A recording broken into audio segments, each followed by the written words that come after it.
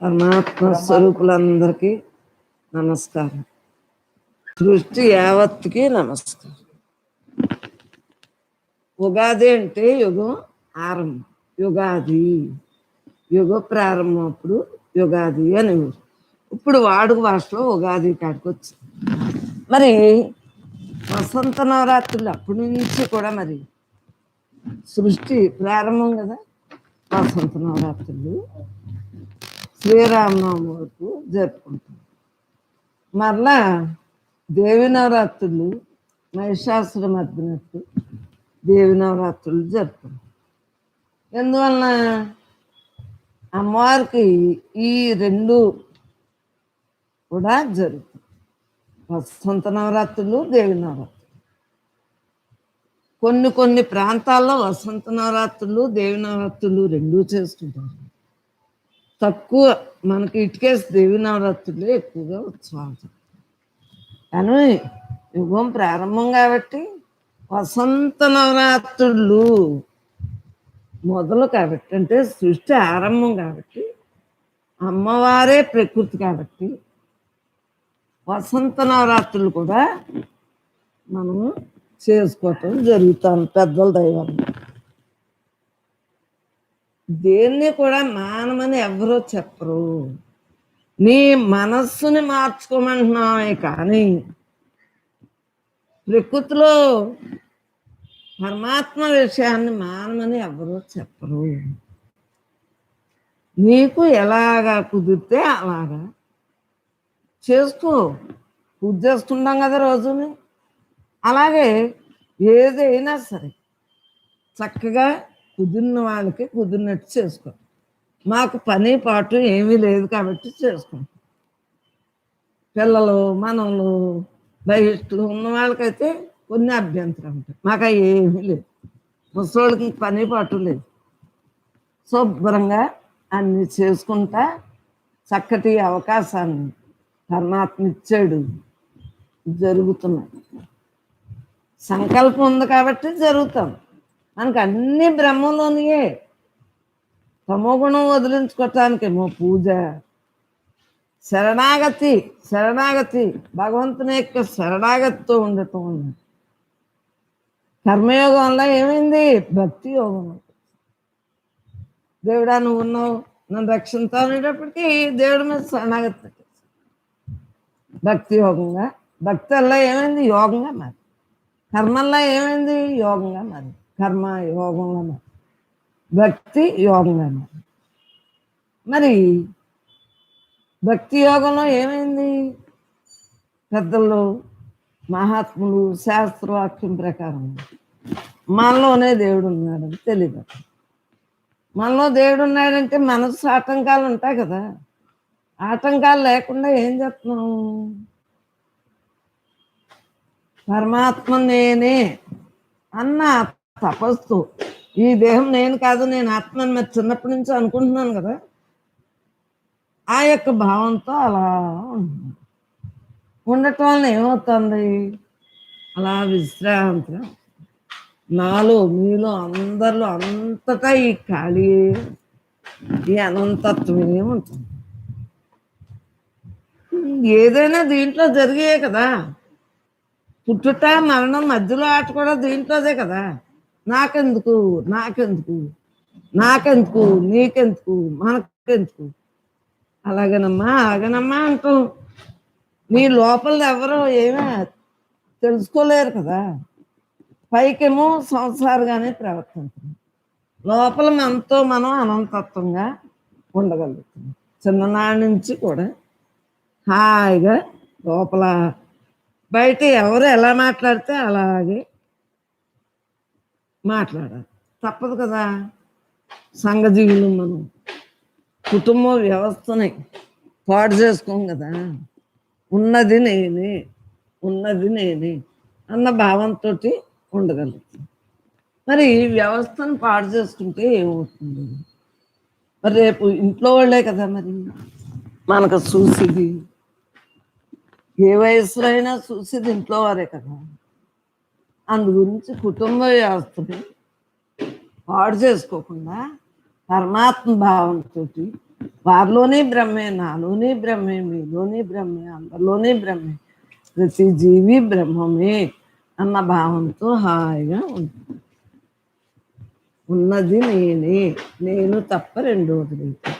ఉన్నది నేనే, నేను తప్ప రెండోది అన్న భావంతో పరమాత్మ మమేకు అవుతుంది. ఎందువలన రెండో భావన ఏది, రెండో ఆలోచన ఏది? ఉన్నది నేనే అంటే ఇంక దేని మీద ఆలోచన ఉంటుంది? దేని మీద ఉండదు కాకుండా పరమాత్మయే అంత, పరమాత్మయే అంత. మరి నీలో ఉన్న పరమాత్మని వేరుపరచగలవా? వేరుపడితే సమే కదా, పంచభూతాల నుంచి తెచ్చుకున్నది పంచభూతాలకు అప్పచెప్పేస్తాం కదా. వేరుపరచుకోవటానికి ఎలాగా? విడిగా మరి జీవుడు తప్పుకుంటే శవం.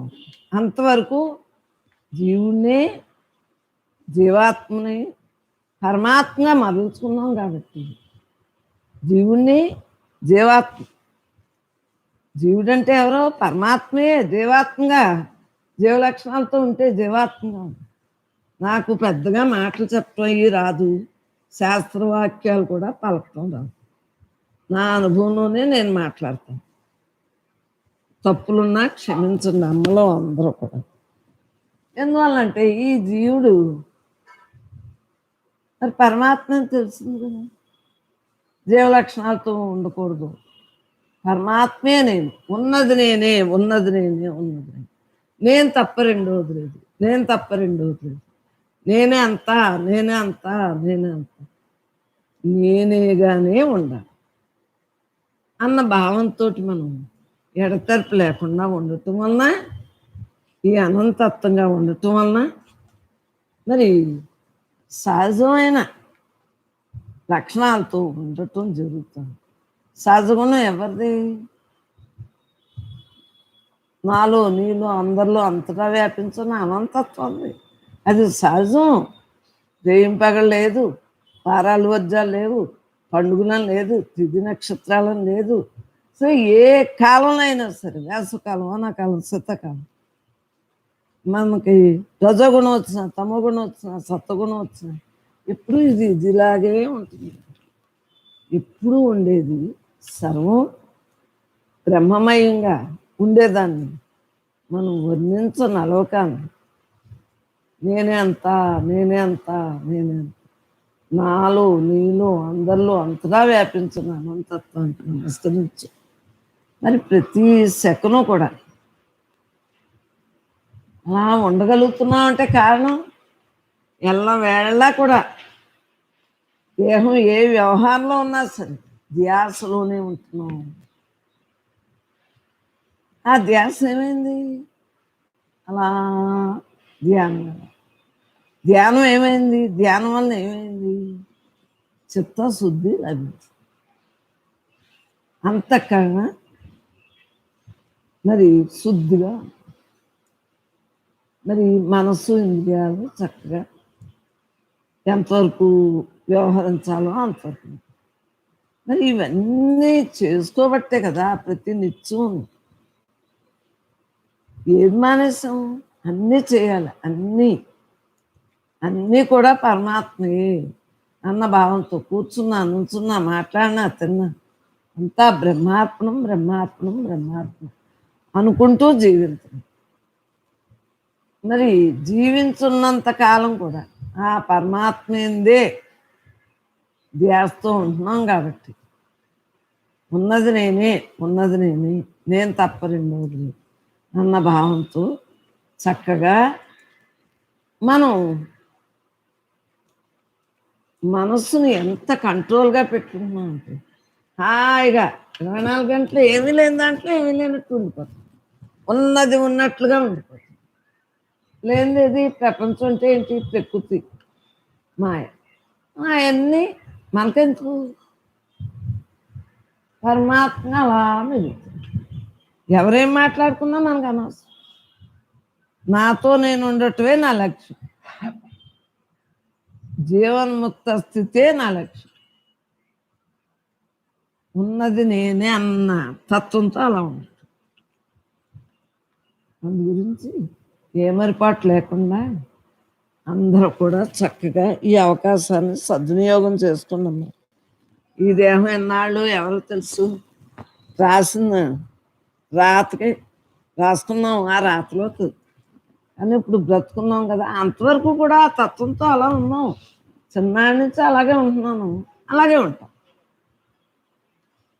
అందరూ కూడా సహకరించవలసిందిగా ప్రార్థించున్నాం. బ్రహ్మార్పణ జీవితాన్ని గడుపుతూ బ్రహ్మయుగంగా నాందిగా మనం తయారు చేసుకుంటాం. కలియుగం కాదు, బ్రహ్మయుగం.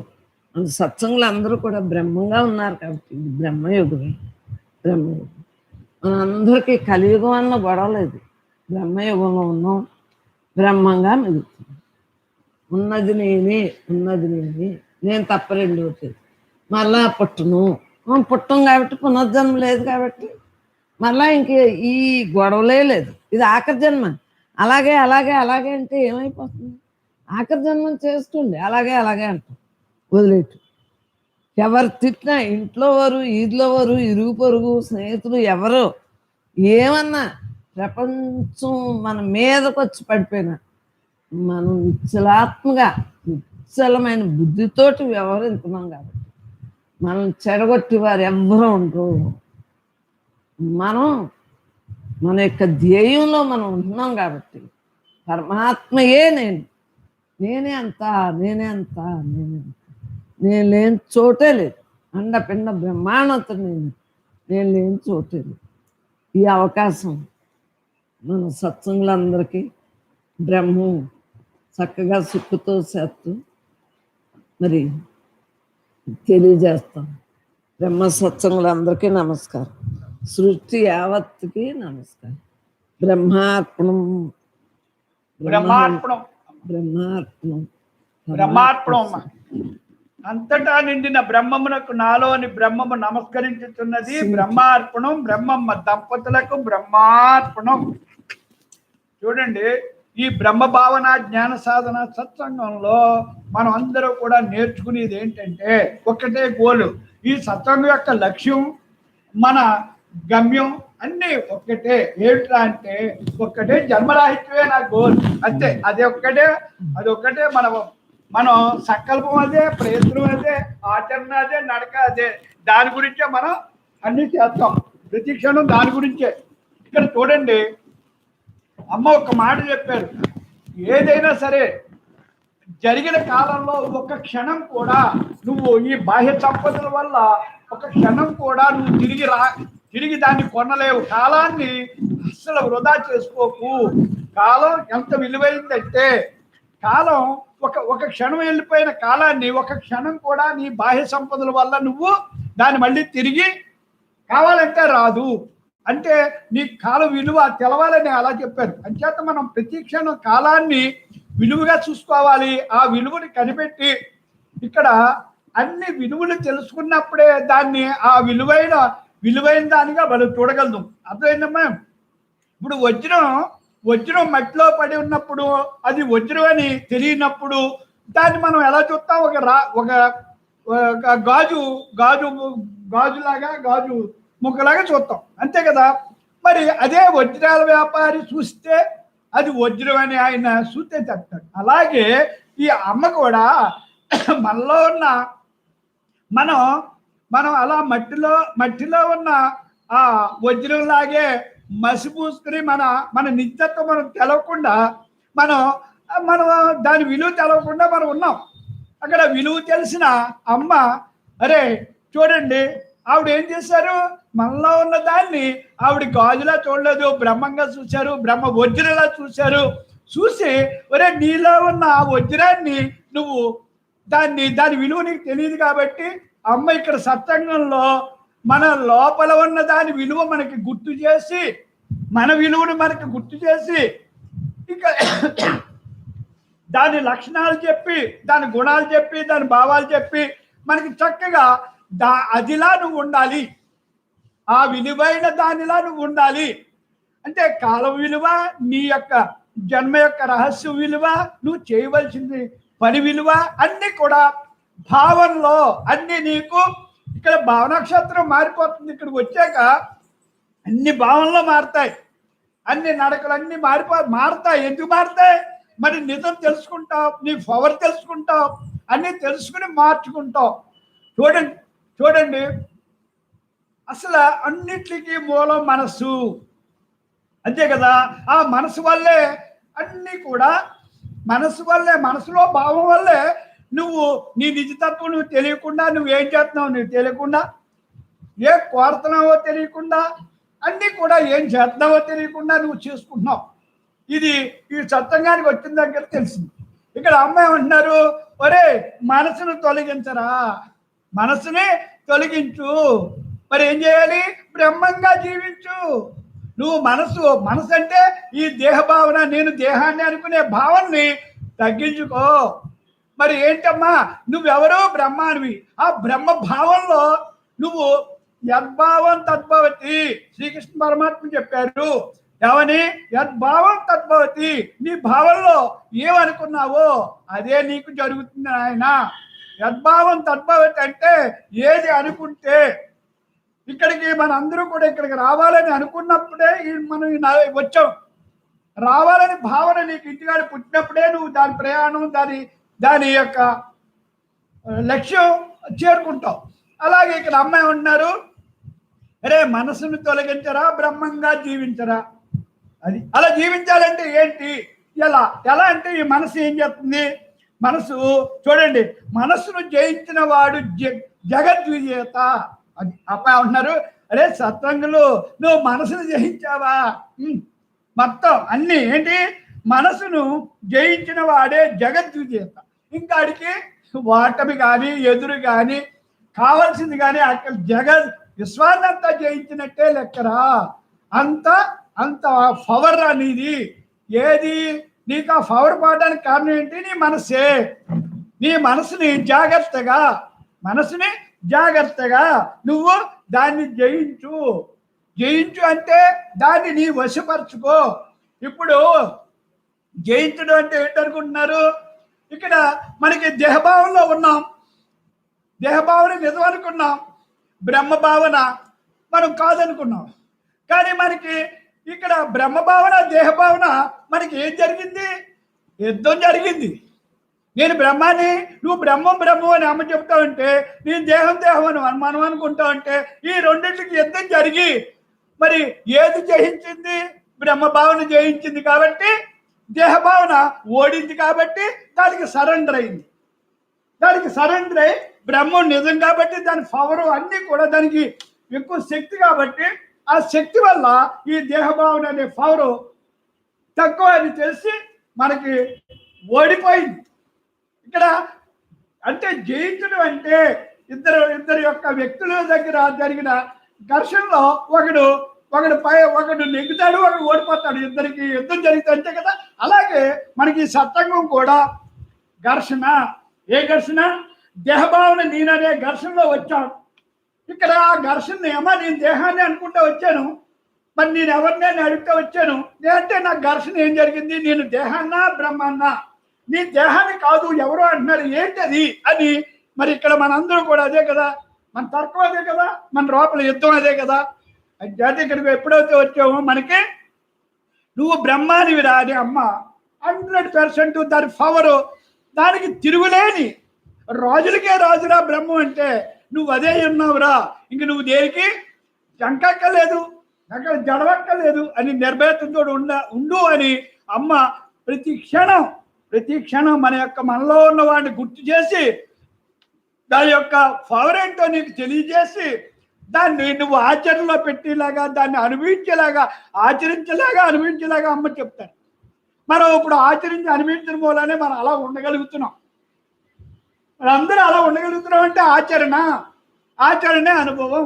ఆచరించినప్పుడు అనుభవం తప్పకుండా వస్తుంది. అంచేత ఇవన్నీ కూడా మనం అమ్మ దగ్గరే ఒక్కొక్కటి చక్కగా నేర్చుకున్నాం. మరి నేర్చుకోవడానికి కూడా ఏం కావాలి? విశ్వాసం కావాలి, నమ్మకం కావాలి, దృఢ సంకల్పం కావాలి. ఇది నిజమని నువ్వు నమ్మాలి, శ్రద్ధ ఉండాలి, సమయాన్ని సద్వినియోగం చేసుకోవాలి. ఇన్ని లక్షణాలు మనకు ఉన్నప్పుడే ఈ జ్ఞానం అనేది మనకి ఇష్టపడతాం. ఇష్టపడినప్పుడు అసలు ఏది కష్టం ఉండదు. అమ్మ దగ్గరికి వచ్చిన వాళ్ళు ఏదైనా సరే ఇష్టపడే స్థితిని ఇక్కడ తెచ్చుకుంటాం. ఇక్కడ ఎవరైనా ఇష్టపడతారు. ఇది నిజమని, నిజం కాని దాన్ని నిజం అనుకుని మనం ఇప్పటిదాకా ఉన్నాం. అమ్మ దగ్గరికి వచ్చాక ఏది నిజమో అది తెలుసుకుని పూర్తిగా లోపల 100% అంగీకరించుకున్నాం. ఎవరి కాదు ఇది, ఎవరు బలవంతం కాదు, నిజమే నిజమే నిజమే అనుకుని లోపల పూర్ణమయ్యాం. అర్థంగా సమస్య అనేది ఏంటి అన్నది సమస్య లేకుండా చేసుకున్నాం. మనందరూ కూడా అలాగ స్వేచ్ఛగా ఉంటున్నాం. ఇక్కడ చూడండి, మనసును జయించిన వాడే జగద్విజేత అని చెప్పారమ్మ. సత్సంగులు మనసుని ఎవడు జయించాడో ఆడికి జగద్విజేత. విశ్వాన్నే జయించినట్టు. అది గుర్తుంచుకో. అరే చంచలమైన మనస్సు పునర్జన్మనిస్తుందిరా. మళ్ళీ చంచల మనస్సుతో ఉన్నావా దేహభావంతో ఉన్నట్టే, దేహభావంతో ఉన్నావా కర్మలు పోగు చేసుకున్నట్టే, కర్మలు పోగు చేసుకున్నావా జన్మచక్రంలో తిరగవచ్చు. దాని లక్ష్యం అంతే, దాని లక్షణాలు అంతే. ఏంటంటే ఇప్పుడు ఈ సత్సంగానికి వస్తే ఈ సత్సంగంలో మరి ఏం తెలియబడుతుంది? మంచి విషయాలు, మంచి భావాలు, నీ గురించి నువ్వు తెలుసుకుంటాం. ఇవన్నీ ఈ విషయాలన్నీ ఇక్కడ తెలుస్తాయి. ఈ సత్సంగం యొక్క లక్ష్యం అది. అదే బయటికి వెళ్ళామనుకో, బజార్కి వెళ్ళామనుకో, అక్కడ ఆ మనసుతో ఉన్న వాళ్ళు దేహభావంతో నేను నాదే అనే బంధాలతో మాట్లాడుకునే వాళ్ళు అక్కడ ఆ విషయాలన్నీ మాట్లాడుకుంటాం. మరి సరి చేసుకో, ఇంట్లో సంకల్పించుకో. ఇంట్లో మంచి వాతావరణం రావాలంటే నీ లోపల మంచి వాతావరణం ఉండాలి. నీ లోపల నువ్వు మారాలి.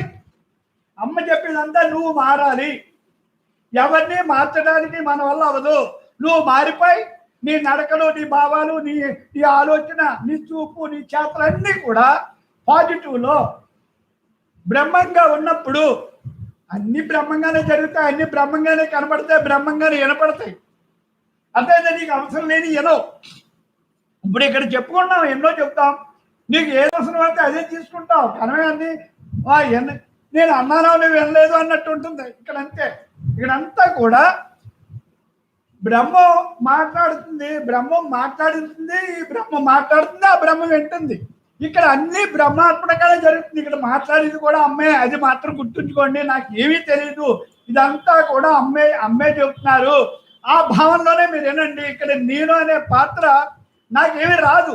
నాకేమీ రాకపోయినా ఈ శబ్దంతో, ఈ గొంతుకుతోటి, ఈ పాత్రతోటి అమ్మ ఈ పాత్రను ఉపయోగించుకుని చెప్పినారంతే. ఆ భావంలోనే ఉండండి. ఇంకొకటి, మీ లోపల కూడా అమ్మే ఉండి నాకు అమ్మే ఇది వినమంటున్నారు అనే భావంతో వినిపించేది అమ్మే, అనిపించి చేయించేది అమ్మే. ఈ భావన బాగా సరెండర్ అయిపోవాలి. ఎప్పుడైతే ఆ భావన మనకు వచ్చిందో మనకి అసలు భారం ఉండదు, మనకి ఏ భారం ఉండదు. అది ఎప్పుడు తేలిగ్గా ఉంటుంది. నేను అంటున్నానా, మీరు వింటున్నారా? ఏమీ లేదు. అన్నాను లేదు, వింటున్నాను లేదు, అంటే ఉండటమే. ఈ శబ్దం ద్వారా ఏది వస్తుందో అది వస్తుంది. అది మీకు అందులో ఏది బాగుంటే అది తీసుకోండి. అమ్మ ఎప్పుడు కూడా అన్ని కోణాల్లోనే ఉంటారు. రకరకాల మనుషులు ఉంటారు. అన్ని రకాలకి ఇక్కడ ప్రశ్న అనేది లేకుండా చెప్పి జ్ఞానమే అమ్మ చెప్పి జ్ఞానం. ఇందులో ఇంకా వేరుపాటి భావం ఉండదు. అందరికీ అందులో సమాధానం ఉంటుంది. నీ మనశ్శాంతి కోల్పోవడానికి కారణాలు అనేకం. అర్థమైందా? బోల్డ్ రకాలు ఉంటాయి, రకరకాల కారణాలు ఉంటాయి. ఇక్కడ రకరకాల కారణాలైనా సరే అమ్మ చెప్పిన జ్ఞానానికి అన్నిటికీ సమాధానం ఇక్కడ దొరుకుతుంది. అసలు మనసు యొక్క గాడియే ఈ మాయ. ఈ మాయ యొక్క లక్షణాలు చెప్తే ఆ లక్షణాల్లో ఏది నువ్వు అది నీకు ఉపయోగపడితే దాన్ని ఉపయోగించుకుని ఆ మాయని తొలగించుకుంటావు. ఇక్కడ ఒకరికి డబ్బు లేదు, డబ్బు లేతే నాకు డబ్బు కావాలంటే రాదురా. నీ ప్రయత్నంలో లోపం లేకుండా నువ్వు చేయవలసింది చేస్తే నీ డబ్బు వస్తుంది. నువ్వు త్రికరణ శుద్ధిగా నీ ప్రయత్నంలో లోపం లేకుండా చేయి, నీకు ఆ సమస్య లేకుండా ఉంటుంది అని దానికి సమాధానం తెలుసుకుంటావు. ఇక్కడికి వచ్చి అన్నిటికీ సమాధానం ఇక్కడ దొరుకుతుంది అంటానికి అదే. ఇక్కడ నీ ఇంట్లో మనశ్శాంతి లేదు. ఇంట్లో మనశ్శాంతి లేకపోవడానికి కారణం నువ్వే. నువ్వే నీ మనసునే అతలాకుతలం చేసుకుని నీ భావాల్ని సరిగా లేక నువ్వు అలా మారిపోతున్నావు. అలాగా నువ్వే దాన్ని నువ్వే కావాలని తెచ్చుకున్నట్టు చేసుకుంటున్నావు. నువ్వు నీ భావంలో పాజిటివ్లో ఉండు. ఎవరిలోని వాళ్ళ గుణాలు చూస్తున్నావు, నువ్వు వాళ్ళ గుణాలు నువ్వు యాడ్ చేసుకుంటున్నావు. అమ్మ చెప్పే దాంట్లో మొట్టమొదటి పాయింట్ అంటే వాళ్ళు మంచోళ్ళు కాదు అని ఎప్పుడైతే నువ్వు అనుకున్నావో, నువ్వు నీ లోపల మెమరీలో అందులో నువ్వేం చూస్తున్నావు, వాళ్ళు గుణాలు చూస్తున్నావు.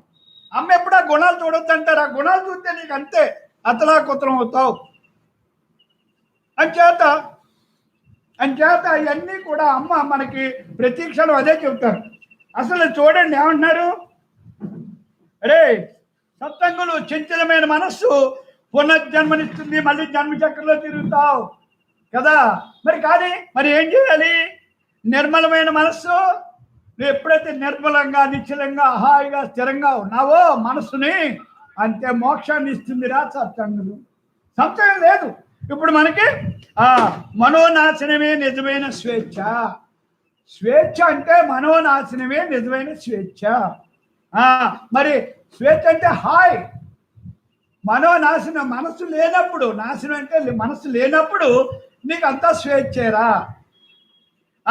బ్రతికి ఉండగా మనసు లేని స్థితిలో, ఈ బ్రతికి ఉండగానే మనసు లేని స్థితిలో బ్రహ్మ స్వేచ్ఛతో ఎవరు ఉంటారో, నేను బ్రహ్మాన్ని అనే భావంతో, ఆ బ్రహ్మ భావంతో అలాగే ఎవరైతే ఉంటారో వారికి మోక్షమే, వాళ్ళకి విడుదలే. మరి ఇక్కడ చూడండి, మనోనాశనమే నిజమైన స్వేచ్ఛ అంటున్నారు కదా. మరి మనోనాశనం, మనసు నాశనం అయిపోతుందా? మనసు అసలు ఉందా? ఫస్ట్ పాయింట్ ఏంటంటే మనసు అంటే ఏంటో తెలుసుకోవాలి. అసలు మనం మనసు అంటే అమ్మ మనకి ఏం చెప్పారు చూడండి. ఒరే సత్సంగులు, మనసు అనేది నీ కల్పన, నీ భావన. మనసు అనేది లేదు, మనసును నువ్వే తగిలించుకున్నావు. చూడండి అమ్మ ఏమంటారు ఇక్కడ, సత్సంగులు మనసు, నువ్వు పుట్టగానే నీకు మనసు లేదు.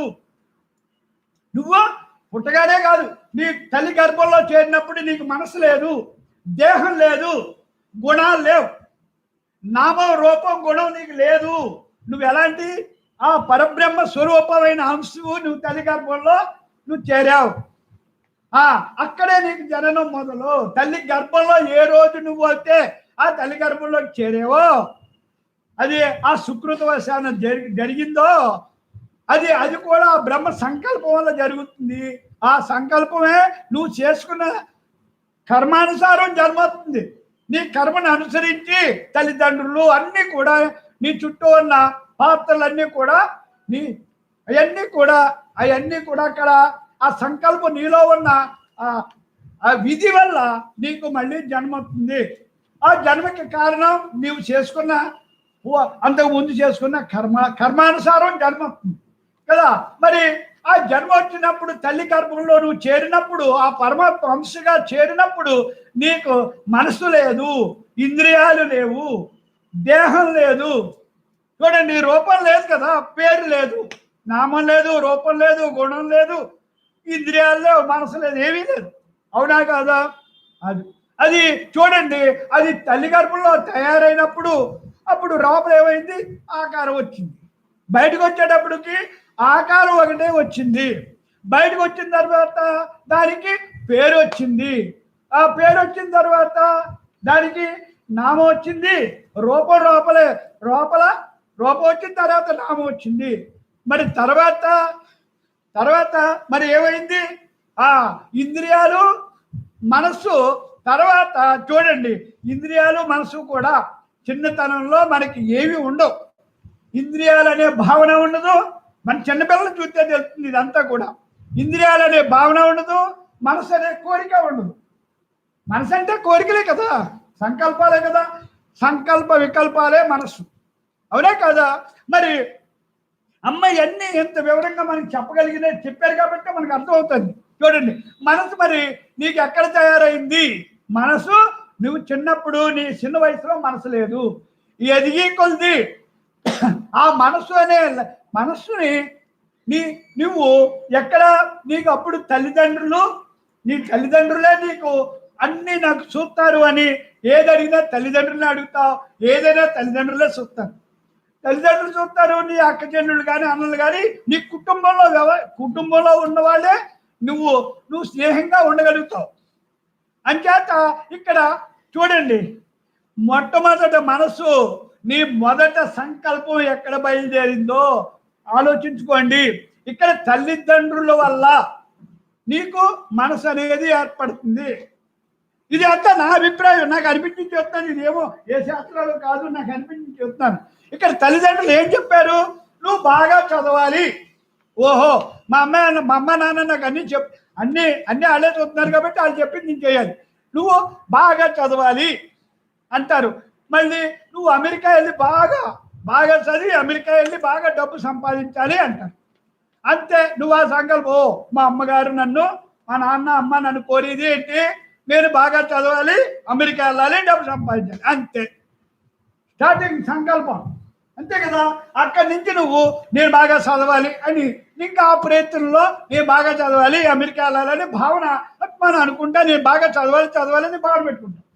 తర్వాత చూడండి, మరి వాళ్ళు మంచోడు కాదు, వాళ్ళతో మాట్లాడద్దు, వాళ్ళు మంచి లక్షణాలు మంచోడు కాదురా బాబు, నువ్వు మంచోడితోటి వీడు మంచోడు అని తల్లిదండ్రులు చెప్తారు. మళ్ళీ చూడండి, మళ్ళీ ఓహో ఆడు మంచోడు కాదంటే గారితో మాట్లాడు. మరి అది తల్లిదండ్రులు ఫస్ట్ స్టార్టింగ్ తల్లిదండ్రులు వాళ్ళ భావన ఏర్పరిచారు, అవునా కాదా? అంచేత నువ్వు ఇది బాగా తిను, ఇది తినొద్దు. మరి ఇక్కడ కులాలు బట్టి రకరకాల ఆహారాలు ఉంటాయి. ఆహారాలు బట్టి వాళ్ళకి చూడండి, ఆహారాల్లో వాళ్ళు తల్లిదండ్రులు పెట్టిన ఆహారం ఇదే నిజం అనుకుంటారు, ఇదే తిను బలం నీకు అంటారు. అన్ని ఏది తల్లిదండ్రులు చెప్తే తల్లిదండ్రులే మొదట విద్యార్థి. మనకి గురువు ఎవరంటే తల్లి తండ్రి గురువు అని ఎందుకు చెప్తారు? తల్లిదండ్రుల దగ్గర నుంచే నీకు అన్ని సంస్కారాలు వస్తాయి. వాళ్ళు నడకల వల్ల, వాళ్ళ భావాల వల్ల, వాళ్ళు చెప్పిన మాటల వల్ల నీకు గుణాలు ఏర్పడతాయి, మనసు ఏర్పడుతుంది, అవునా కాదా? అంతే కదా. మరి అక్కడ గుణాలు మనసులో యాడ్ అవడానికి కారణం తల్లిదండ్రులు ఫస్ట్. అంటే తల్లి తండ్రి గురువు దైవంతో సమానం. అంటే ఇక్కడ తల్లిదండ్రులు మళ్ళీ ఏం చేస్తారు? మంచి ఆధ్యాత్మికంగా మంచి గురువు దగ్గరికి తల్లిదండ్రులే తీసుకెళ్తారు. వాళ్ళు వెళ్తారు కాబట్టి మనం కూడా తీసుకెళ్తారు. అక్కడ ఆధ్యాత్మికంగా తల్లిదండ్రుల వల్ల భక్తి జ్ఞానం ఇవన్నీ నేర్చుకుంటాం. ఇవన్నీ కూడా మనకి తల్లిదండ్రులే మనకి మొదట గురువులు అని చెప్పడం. తల్లి తండ్రి గురువు దైవంతో సమానం. తల్లి తండ్రిని చూపిస్తుంది, తల్లి తండ్రి బాహ్య గురువుని ఆధ్యాత్మిక గురువుని తల్లి తండ్రి చూపిస్తారు. తర్వాత ఆ గురువు ఆధ్యాత్మిక గురువు ఏం చేస్తారు? నీకు ఆ భగవత్ స్వరూపాన్ని నీకు తెలుసుకునేలాగా నువ్వెవరో నీకు తెలియజేసి నువ్వు ఆ భగవత్ స్వరూపంలాగా భగవంతుడే చూపిస్తారు అని చెప్తారు మహాత్ములు. చూపించడం అంటే ఏంటి? నీలో ఉన్నది అదే, నీలో ఉన్నది ఆ భగవంతుడు అంశే, ఇంకా సంశయం లేదు. కానీ నీకు భ్రాంతుల వల్ల, ఇగో మనస్సు ఇంద్రియాల వల్ల నీలో ఉన్నదాన్ని నువ్వు దాన్ని అనుభవించలేకపోతున్నావు. అది ఎప్పుడైతే ఆధ్యాత్మిక అనుభవ జ్ఞానమైన గురువు దగ్గరికి వెళ్ళామో నీకు అన్ని చక్కగా చెప్పి ఇక్కడ మనసు లక్షణాలేంటి, ఇంద్రియ లక్షణాలేంటి, ఇవన్నీ కూడా నువ్వు తగిలించుకున్నావు నాయన. ఇవన్నీ నెమ్మదిగా నువ్వేం తగిలించుకున్నావు అది నీకు తెలుసు, ఎవరికీ తెలీదు. మనశ్శాంతి లేకపోవడానికి కారణం నువ్వే. నువ్వు మనసులో పెట్టుకున్న ఆలోచన విధానమే నీకు మనశ్శాంతి లేకుండా చేస్తుంది. నీ మనసులో పెట్టుకున్న ఆలోచన విధానం అది నువ్వేం పెట్టుకున్నావో ఎవరికీ తెలియదు. అంచేత ఆ ఆలోచన వల్ల ఏమన్నా నీకు విముక్తి దొరుకుతుందా? దొరకదు. అది ఏం చేస్తుంది? ఇంకా నిన్ను ఇక్కడ చూడండి, అగ్ని అంటించేస్తావు, ఇల్లు అంటించేస్తావు అంటే అది ఎప్పుడు దాకా? అది పూర్తిగా నిన్ను దహించేదాకా అది ఆరిపోకుండానే ఉంటుంది. దాన్ని ఆర్పాలంటే నీళ్లు పోయాలి. నీకు కూడా నీ మనసు ఆగాలంటే అనుభవజ్ఞానమైన గురువే నీకు ఆ మంటని ఆ అలజడిని ఆపి శక్తి యుక్తి అది ఆర్పుకునేది నువ్వే. ఎలిగి అంటించుకునేది నువ్వే. అమ్మ నీకు ఇంకా బాగా చెప్తారు, ఒరే ఎవరన్నా ఏదన్నా అంటే నువ్వు అలాగా ఎందుకు అది తీసుకుని అంత అలకలం అయిపోతావు ఎందుకురా? అది వాళ్ళ అభిప్రాయం. ఇది బాగా మరి నాకు అయితే బాగా ఆనందం, ఇది నిజం కూడా అంతే. అమ్మ ఏంటిరా ఏంటి ఎవరన్నా ఏదన్నా అంటే ఎందుకురా? ఉప్పు అంటే ఆరిపోతుంది కదరా, ఉప్పు అంటే ఆరిపోతుంది కదా, అది ఆరిపోవటం మానేసి చూస్తా ఇంకా వెలిగించుకుంటావు ఎందుకు అంటే, వెలిగించుకుంటాం అంటే ఏంటి అనుకుంటున్నారు? అమ్మాయి ఏమని చెప్పారు తెలుసా? ఒరే వాళ్ళు నువ్వు ఎదవా అన్నారు, ఎదవా అని వెళ్ళిపోయారు అంతే. వాళ్ళు ఎదవా అని వెళ్ళిపోయారు, నువ్వేం చేస్తున్నావు? అసలు ఒక అగ్గిపుల్ల అంటే ఒక అగ్గిపెట్టి ఒక అగ్గిపుల్ల గీసి వెళ్ళిపోయారు అనుకో, నువ్వు ఉఫ్ఫు అని ఆరిపోయి ఎలా ఆరిపోవాలి? అది వాళ్ళ అభిప్రాయం, నేను ఎదవనో కాదో నాకు తెలుసు అని చేత అది వాళ్ళ అభిప్రాయం, నాకెందుకని ఆరిపోయి ఉఫ్ఫు అని అంతే ఆరిపోతుంది కదా. మరి కానీ నువ్వు అదే దాన్ని నువ్వేం చేస్తున్నావు? నన్ను ఆడు ఎందుకు అన్నాడు, అసలు ఆడు అనవలసిన పని ఏంటి, ఆడవిడ నన్ను అంటానికి, ఆడి సంగతి చూస్తాను అని ఒక్కొక్క అగ్గిపుల్ల గీసుకుని నువ్వు ఆ మంటని ఇంకా పెంచుకుంటున్నావు. అది ఇక్కడ అమ్మ చెప్పే మర్మం అది. ఆ మంటని పెంచుకుని ఎవరు కాలిపోతున్నారు? నువ్వే కాలిపోతున్నావు. అర్థమైందమ్మా? ఆ మంటలో ఎవరు దానికి బలైపోతున్నారు? నువ్వే. ఎలా బలైపోతున్నావు? నీకు తెలియకుండానే. అది ఆర్పుకునే శక్తి నీ దగ్గర ఉన్నా ఆర్పుకోకుండా అలా చూస్తున్నావు. చూస్తా ఉంటే చాలు మంట దానికి అదే ఇంకా అఖండమైపోతుంది కదా. అలాగే నువ్వు ఈ మనసు అనే దాన్ని అల్లకల్లోలం చేసుకోవడానికి కారణం నువ్వే. దాన్ని అమ్మ చిన్న మాటలో చెప్పారు, ఉప్పు అంటే పోయి దాన్ని ఎందుకు అలా సృష్టించుకుంటావు, అలాగా బూడిదైపోతావు అని చెప్పారు అమ్మ. మరి ఎప్పుడైనా అలాగ అనుకున్నప్పుడు అమ్మ చెప్పిన మాట నాకు చాలా సందర్భాల్లో ఉప్పు అని ఆర్పేసి అవకాశం నాకు చాలా సందర్భాల్లో వచ్చింది. అది వాళ్ళ అభిప్రాయం అని అర్థమైంది, నాకు ఎందుకు అని అర్థమైంది, నేను అది కాదు అని అర్థమైంది. నేను అది కాని దానికోసం నేనెందుకు దాన్ని ఆపాదించుకోవటం? నేను ఎదవనో మంచోడనో నాకు తెలుసు, నాకు డబ్బు ఉందో లేదో నాకు తెలుసు. ఇవన్నీ కూడా నేను తల్లిదండ్రులు చూడలేదు అని ఒకడు అంటాడు, నువ్వు తల్లిదండ్రులు సరిగ్గా చూడలేదురా అంటారు. అది నా తల్లిదండ్రులు నేను చూస్తున్నానో లేదో నాకు తెలుసు. ఇవన్నీ కూడా నీకు తెలిసిన దాన్ని ఎదురోడు అనుకున్నంత వరకు నువ్వు నీకు అనవసరం. నువ్వు 100% నువ్వు చేయవలసింది చేసేయి అంతే. నువ్వు దానికే సరెండర్ అవ్వు, కానీ బయట మనుషులు దేనికి కూడా అందులో మమేకం అవ్వద్దు, వాళ్ళు అనుసరించొద్దు. నువ్వు అమ్మ చెప్పి మొట్టమొదటి మాట, నువ్వు ఎవరిని అనుసరించొద్దు. నీ లోపల ఉన్నాడు నీ గురువు, బ్రహ్మమే నీ గురువు, జ్ఞానమే దానికి ఎరువు, తగ్గుతుంది సమస్యల బరువు, ఉండదు కరువు, బ్రహ్మమే కల్పతరువు. నువ్వు కల్పవృక్షం లాంటిదాను, నువ్వు దేనికి చెలించకు. నువ్వు చెలించిదారువా? స్థిరత్వంతో హాయిగా ఉండేవాళ్ళు ఈ జ్ఞానానికి వచ్చిన తర్వాత చంచలత్వం మనకెందుకుంటుంది? ఉండదు. ఎవరినే స్థిరత్వం, నిశ్చలత్వం, నిర్మలత్వం, హాయిగా ఆ గుణాలతోటి నీ మనసు నీకు నీ రూపాలు అంటే నీ రూపం నీది ఏంటి? అసలు స్థితి ఏంటి? బ్రహ్మం. ఇక్కడ మధ్యలో వచ్చింది, ఆ మధ్యలో అందులోనే కలిసిపోతుంది. దాన్ని ఎంతసేపు మనం దాన్ని పోషించేవా అంతసేపు ఉంటుందమ్మా. ఎప్పుడైతే పోషించలేదో అది దాని విషయం తెలిసిన తర్వాత ఒకటే చెప్తాను, మనకి ఒక మనిషిని పెట్టుకున్నాం, ఇంట్లో మనిషిని పెట్టుకున్నాం, అది పని చేస్తానని బాగానే ఉన్నాయి, దాన్ని బాగా చూస్తున్నాం, కానీ అది దొంగ అని తెలిసింది. ఏం చేస్తారు? దానికి దొంగ, అది మంచిది కాదు, దాని లక్షణం మంచిది కాదు, గుణం మంచిది కాదు, భావం మంచిది కాదు అని నీకు తెలిసింది అనుకో. అక్కడి నుంచి దాన్ని ఎలా చూస్తావు?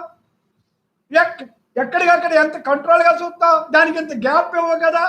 ఎక్కడ ఏం జరుగుతుందని, ఎక్కడ ఏం జరిగిందో చూస్తావు. చూసినప్పుడు వెంటనే దాన్ని తప్పించేస్తావు, అవునా కదా? అలా తప్పించేసి ఎందుకు చేస్తావు? నువ్వు దాని లక్షణాలు తెలుసుకునేదాకా నువ్వు మంచిది అనుకుంటావు. తెలిసిన తర్వాత దాని గుణం తెలిసిన తర్వాత అది అమ్మగారి నేను ఊరికే ఉంటాను, మీరు నాకు డబ్బులు ఇవ్వద్దన్నా మనం ఉంచుకోం. ఏం చేస్తా? దానికంటే ఎక్కువ నష్టం జరుగుతుంది మనకి, అంతే కదా. అది దొంగలని తెలిసిన తర్వాత మనం ఎలా పెట్టుకుంటామండి? అలాగే నీ మనసు కూడా నీకు సుఖం లేకుండా, ఆనందం లేకుండా, హాయి లేకుండా చేస్తానని తెలిసిన తర్వాత దాన్ని ఎంతవరకు ఉండాలో అంతవరకు ఉంచుకుంటాం. ఇంక అసలు ఇంత కూడా కాంప్రమైజ్ అవ్వం. అది ఎప్పుడు తెలిసింది? నీ లోపలున్నోడు నీకు తెలిసింది, బ్రహ్మమే నీ గురువు అని తెలిసింది. అలాగా ఆ లోపల గురువు యొక్క లక్షణాలు, అనుభవజ్ఞానమైన గురువు మన అమ్మ మనకి, ఒరే నువ్వు నీ లోపల బ్రహ్మమే నీ గురువు అని 100% మనకి తెలియజేశారు. ఇక్కడ అన్నీ కూడా మనసుని మాయం చేయాలి అంటారు అమ్మ. మనసుని మాయం చేయడం ఏంటంటే మనసుని నువ్వు పట్టించుకోకుండా, మనసు అనేది చిన్నప్పుడు ఎలా మనసు లేదో నువ్వు ఇప్పుడు కూడా అదే చిన్నపిల్ల మనస్తత్వమే బ్రహ్మత్వం. చిన్నపిల్లల మనస్తత్వమే బ్రహ్మత్వం అంటానికి ఏంటి కారణం? చిన్నపిల్లలే భగవత్ స్వరూపులు అంటానికి కారణం. భగవత్ స్వరూపులు అంటే ఎవరు? మనసు, ఇంద్రియాలు, దేహభావన లేని వాళ్ళే. ఎవరైతే దాని మీద భావన లేకుండా అలాగా బ్రహ్మంగా అంటే లోపల ఉన్నదాంతో ఎవడో ఆడుకుంటా పాడుకుంటా హాయిగా ఉంటాడో వాడే భగవత్ స్వరూపులు. అంతే. ఇక్కడ మనం ఈ జ్ఞానానికి వచ్చిన తర్వాత అమ్మ దగ్గర అందరూ కూడా పసి పిల్లలాగే ఇక్కడ బ్రహ్మ బొమ్మలాట ఆడుకుంటున్నాం. మనకి తెలియనప్పుడు మనస్తోటి సంసారంలో భారాలు, బంధాలు, బరువులు, బాధ్యతలు, ఇదంతా నాకేంటి కర్మ అని అలాగే ఇంట్లో అలాగా ఆ వంటింట్లో వంటింట్లో అలా భారంతో అలాగా సతమతం అయిపోయాం మనస్తోటి. కానీ అదే మనుషులు, అదే భావాలు ఈరోజు ఇంట్లో నేను ఇదంతా చెయ్యాలి, నీకు చేయడానికి వచ్చాను. అమ్మ దగ్గరికి ఎప్పుడు వచ్చామో అప్పుడు నీ నిశ్చితత్వం నీకు తెలిసి ఇంట్లో అమ్మ ఏమంటారు? ఇల్లు హిమాలయం రా, వంటిల్లు బృందావనం రా, నీ భర్తే కృష్ణ పరమాత్మ రా, నువ్వు హాయిగా ఉండరా, వాళ్ళతో హాయిగా ఆనందంగా ఉండరా అని చెప్తారు. వంటిల్లు బృందావనం అని చెప్తారు. బృందావనంతో ఎందుకు పోల్చారు అమ్మా? మరి బృందావనమే, నిజంగా బృందావనమే వంటిల్లు అంటే. మరి వంటింట్లో ప్రసాదం వల్లే నీకు ఇంట్లో ఉన్న వాళ్ళందరూ గుళ్ళో ప్రసాదం తింటే మోక్షం, గుళ్ళో ప్రసాదం తింటే పుణ్యం ఇవన్నీ అంటారు కదా. అలాంటి ప్రసాదం గుడికి ఎప్పుడు వెళ్తావు? పండగలకి వెళ్తావు. మరి పండగలకి వెళ్ళినప్పుడు ప్రసాదమే, మరి అదేనా? అది సరిపోతుందా? చాలదురా. అమ్మ అంటారు ఇక్కడ వంటిల్లో బృందావనం, ఆ బృందావనంలో నువ్వు చక్కగా అది బృందావనం అనుకుని బృందావనానికి వెళ్తే మనకి ఏం ప్రసాదం పెడతారో ఆ ప్రసాదాన్ని నువ్వు వంటింట్లో ప్రతిరోజు నువ్వు తయారు చేసి అందరికీ పెట్టి నువ్వు తిను. ప్రతిరోజు అసలు గుళ్ళోకి వెళ్ళి పండగకి వెళ్తేనే ఎంతో మోక్షం అంటావు. మరి ప్రతిరోజు నువ్వు ఈ ప్రసాదం తింటే నీకు ఎంత ఆనందాన్ని ఇస్తుంది.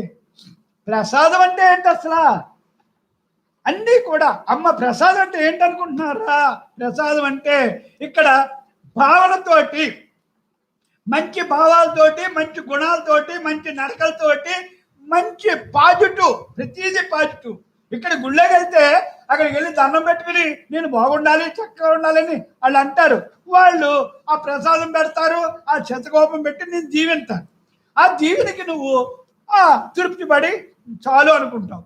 కానీ అంతకంట ఇంకా ఆనందమైంది, ఇంకా పవర్ఫుల్ అయింది ఇక్కడ వంటింట్లో నువ్వే తయారు చేసి ఏ భావాలతోటి? మంచి భావాలతోటి, మంచి గుణాలతోటి. ఇదివరకు ఆరాటం పారాటంతో, భారాలు బంధాలతో చేసే ఇప్పుడు హాయిగా స్వేచ్ఛగా మంచి మనసుతోటి, మంచి భావాలతోటి, అందరూ బాగోవాలనే సంకల్పంతో నువ్వు ఇంట్లో వంట చేస్తే ఆ వంట ప్రసాదం అవుతుందిరా. అంచేత అమ్మ నాన్నకి చూడండి, నాన్న ప్రతిరోజు ప్రసాదమే కదా, బ్రహ్మ ప్రసాదం, నాన్న అదృష్టం. అంచేత మనకు కూడా అమ్మ ఎప్పుడు కూడా అమ్మాయి ఏ క్షణాన్ని సరే ఆవిడ తింటా ఉంటే కూడా మనకి పెట్టేస్తారు. ఎందుకు పెడతారు? అంతా ప్రసాదం. అది గుళ్ళో ప్రసాదం లాగే ఇది కూడా ప్రసాదం లాగా భావించి తినాలి. మీ మనసు అలా ఇప్పుడు ఇక్కడ వంట చేసే వాళ్ళు భావాలను బట్టే ఇక్కడ ఆ ప్రసాదం పవర్ ఉంటుంది అని చెప్పారమ్మ. వంట చేసే వాళ్ళ భావాన్ని బట్టే నీకు ఆ ఇంట్లో వాళ్ళు తయారవుతారు. ఇక్కడ భావనా దోషం కూడా చెప్పారమ్మ. భావనా దోషం వల్ల ఏం జరుగుతుందో తెలుసుకుంటే మీరు ఎన్నడూ కూడా ఎవరిని వంట చేయమనరు. మీకు అది చెప్తాను వినండి రా సత్సంగులు అని అమ్మ సత్సంగులందరికీ ఒకటి చెప్పారు. ఏం చెప్పారు చూడండి, మనం ఇవన్నీ తెలుసుకుంటే మనం దాని పవర్ ఏంటో తెలుసుకుంటాం. లేకపోతే నేను ఎందుకు వంట చేయాలి అని భావన వస్తుంది. నువ్వు ఎందుకు వంట చేయాలో, నీకు ఎందుకు చేస్తే ఏంటో లాభం అన్నీ కూడా ఇక్కడ దేనికి ఏమవుతుందో చెప్తేనే అర్థమవుతుందమ్మా. ఇక్కడ సత్సంగానికి వస్తే అన్ని సరి చేసుకునేదే సత్సంగం.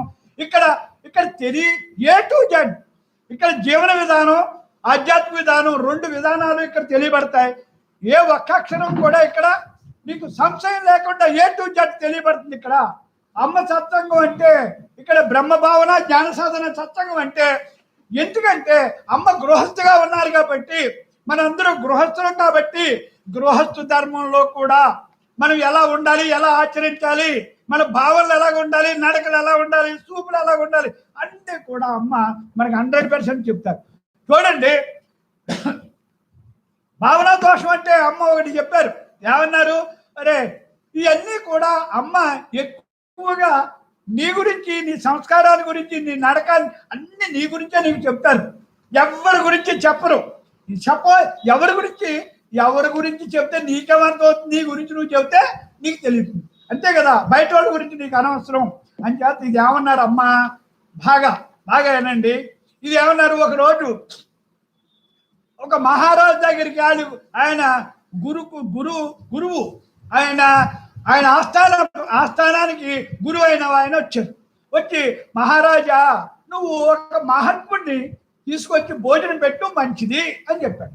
అంటే సంస్కారం మంచిది, మంచి జరుగుతుంది అని చెప్పాడు. అంటే వెంటనే రాజు, అప్పుడు వాళ్ళు గురువులు చెప్పింది వెంటనే ఇవ్వరు రాజు.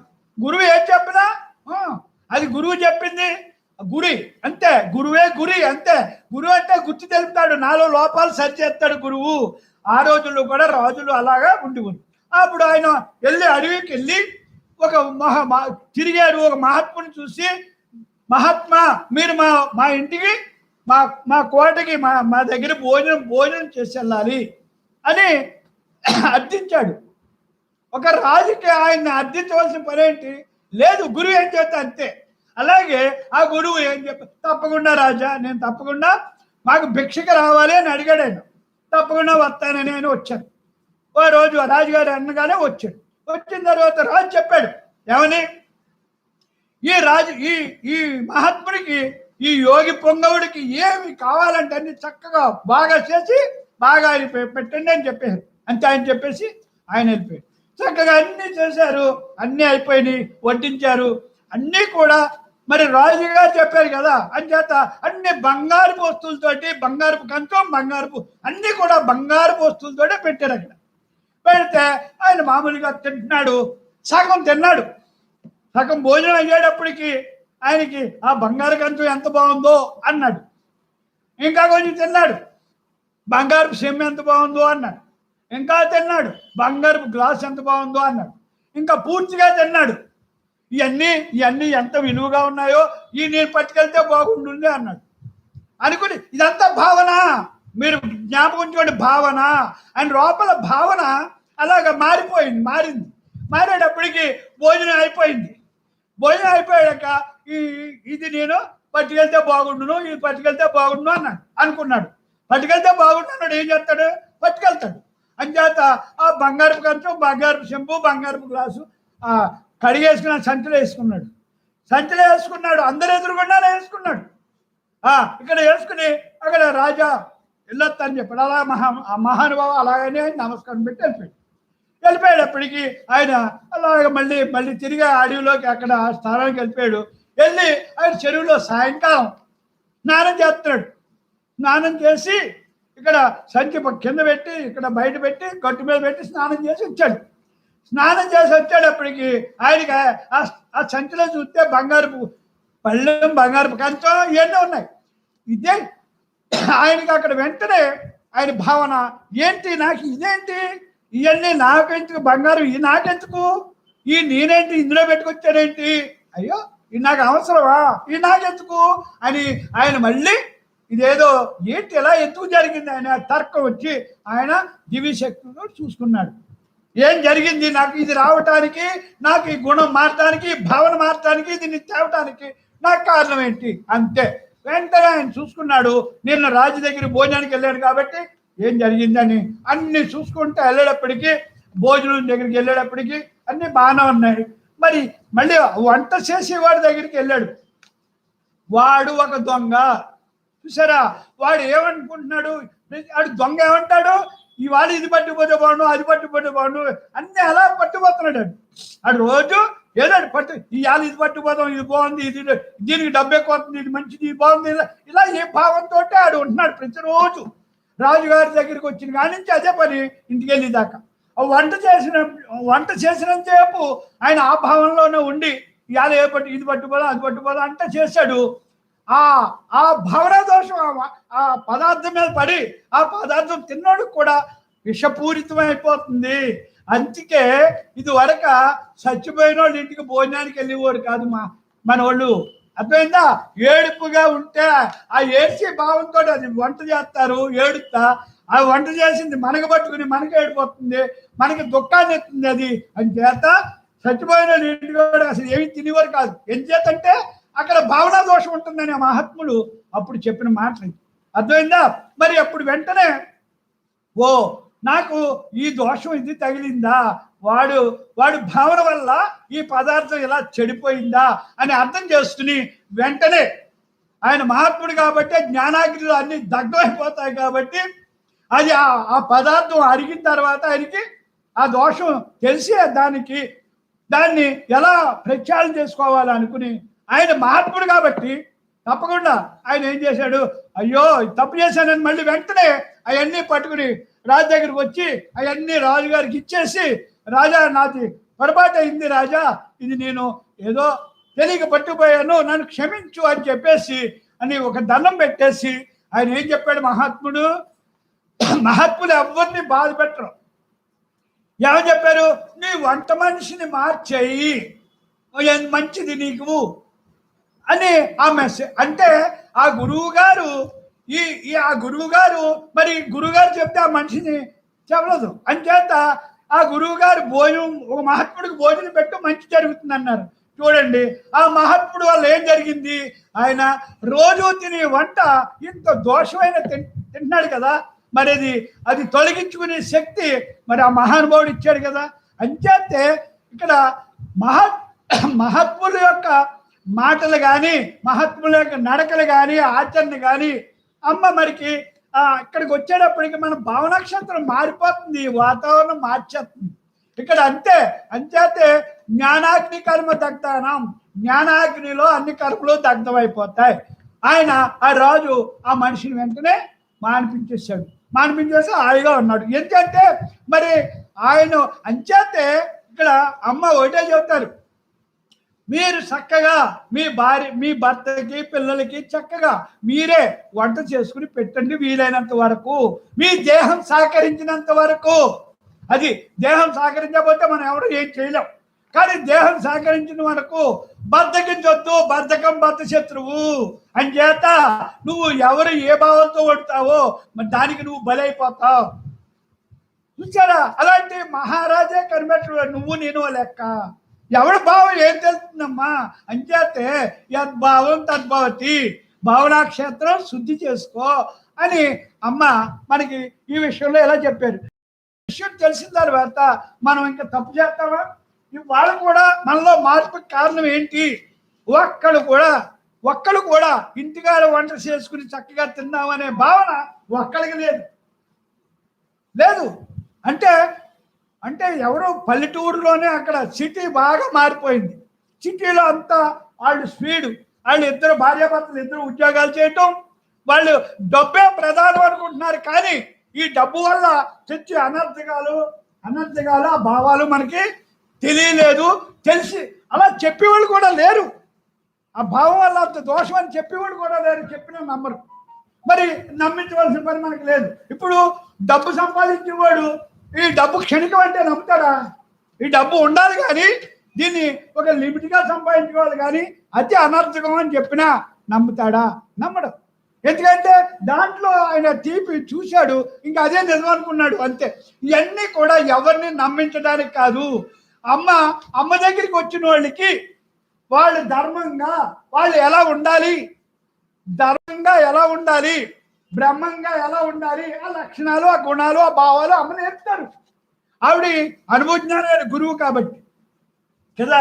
మరి ఇవన్నీ కూడా ఎందుకు నేర్చుకోవాలంటే మన గృహస్థ ధర్మంలో 100కు 100 చేసినప్పుడే. ఇప్పుడు చూడండి, మనం అలా చేసినప్పుడు చూడండి, వంటిల్లే బృందావనం. మరి బృందావనంలో మంచి భావాలు, బృందావనంలో ఎన్నపూస పెడతారు ప్రసాదం. వెన్నపూస అంటే ఏంటి?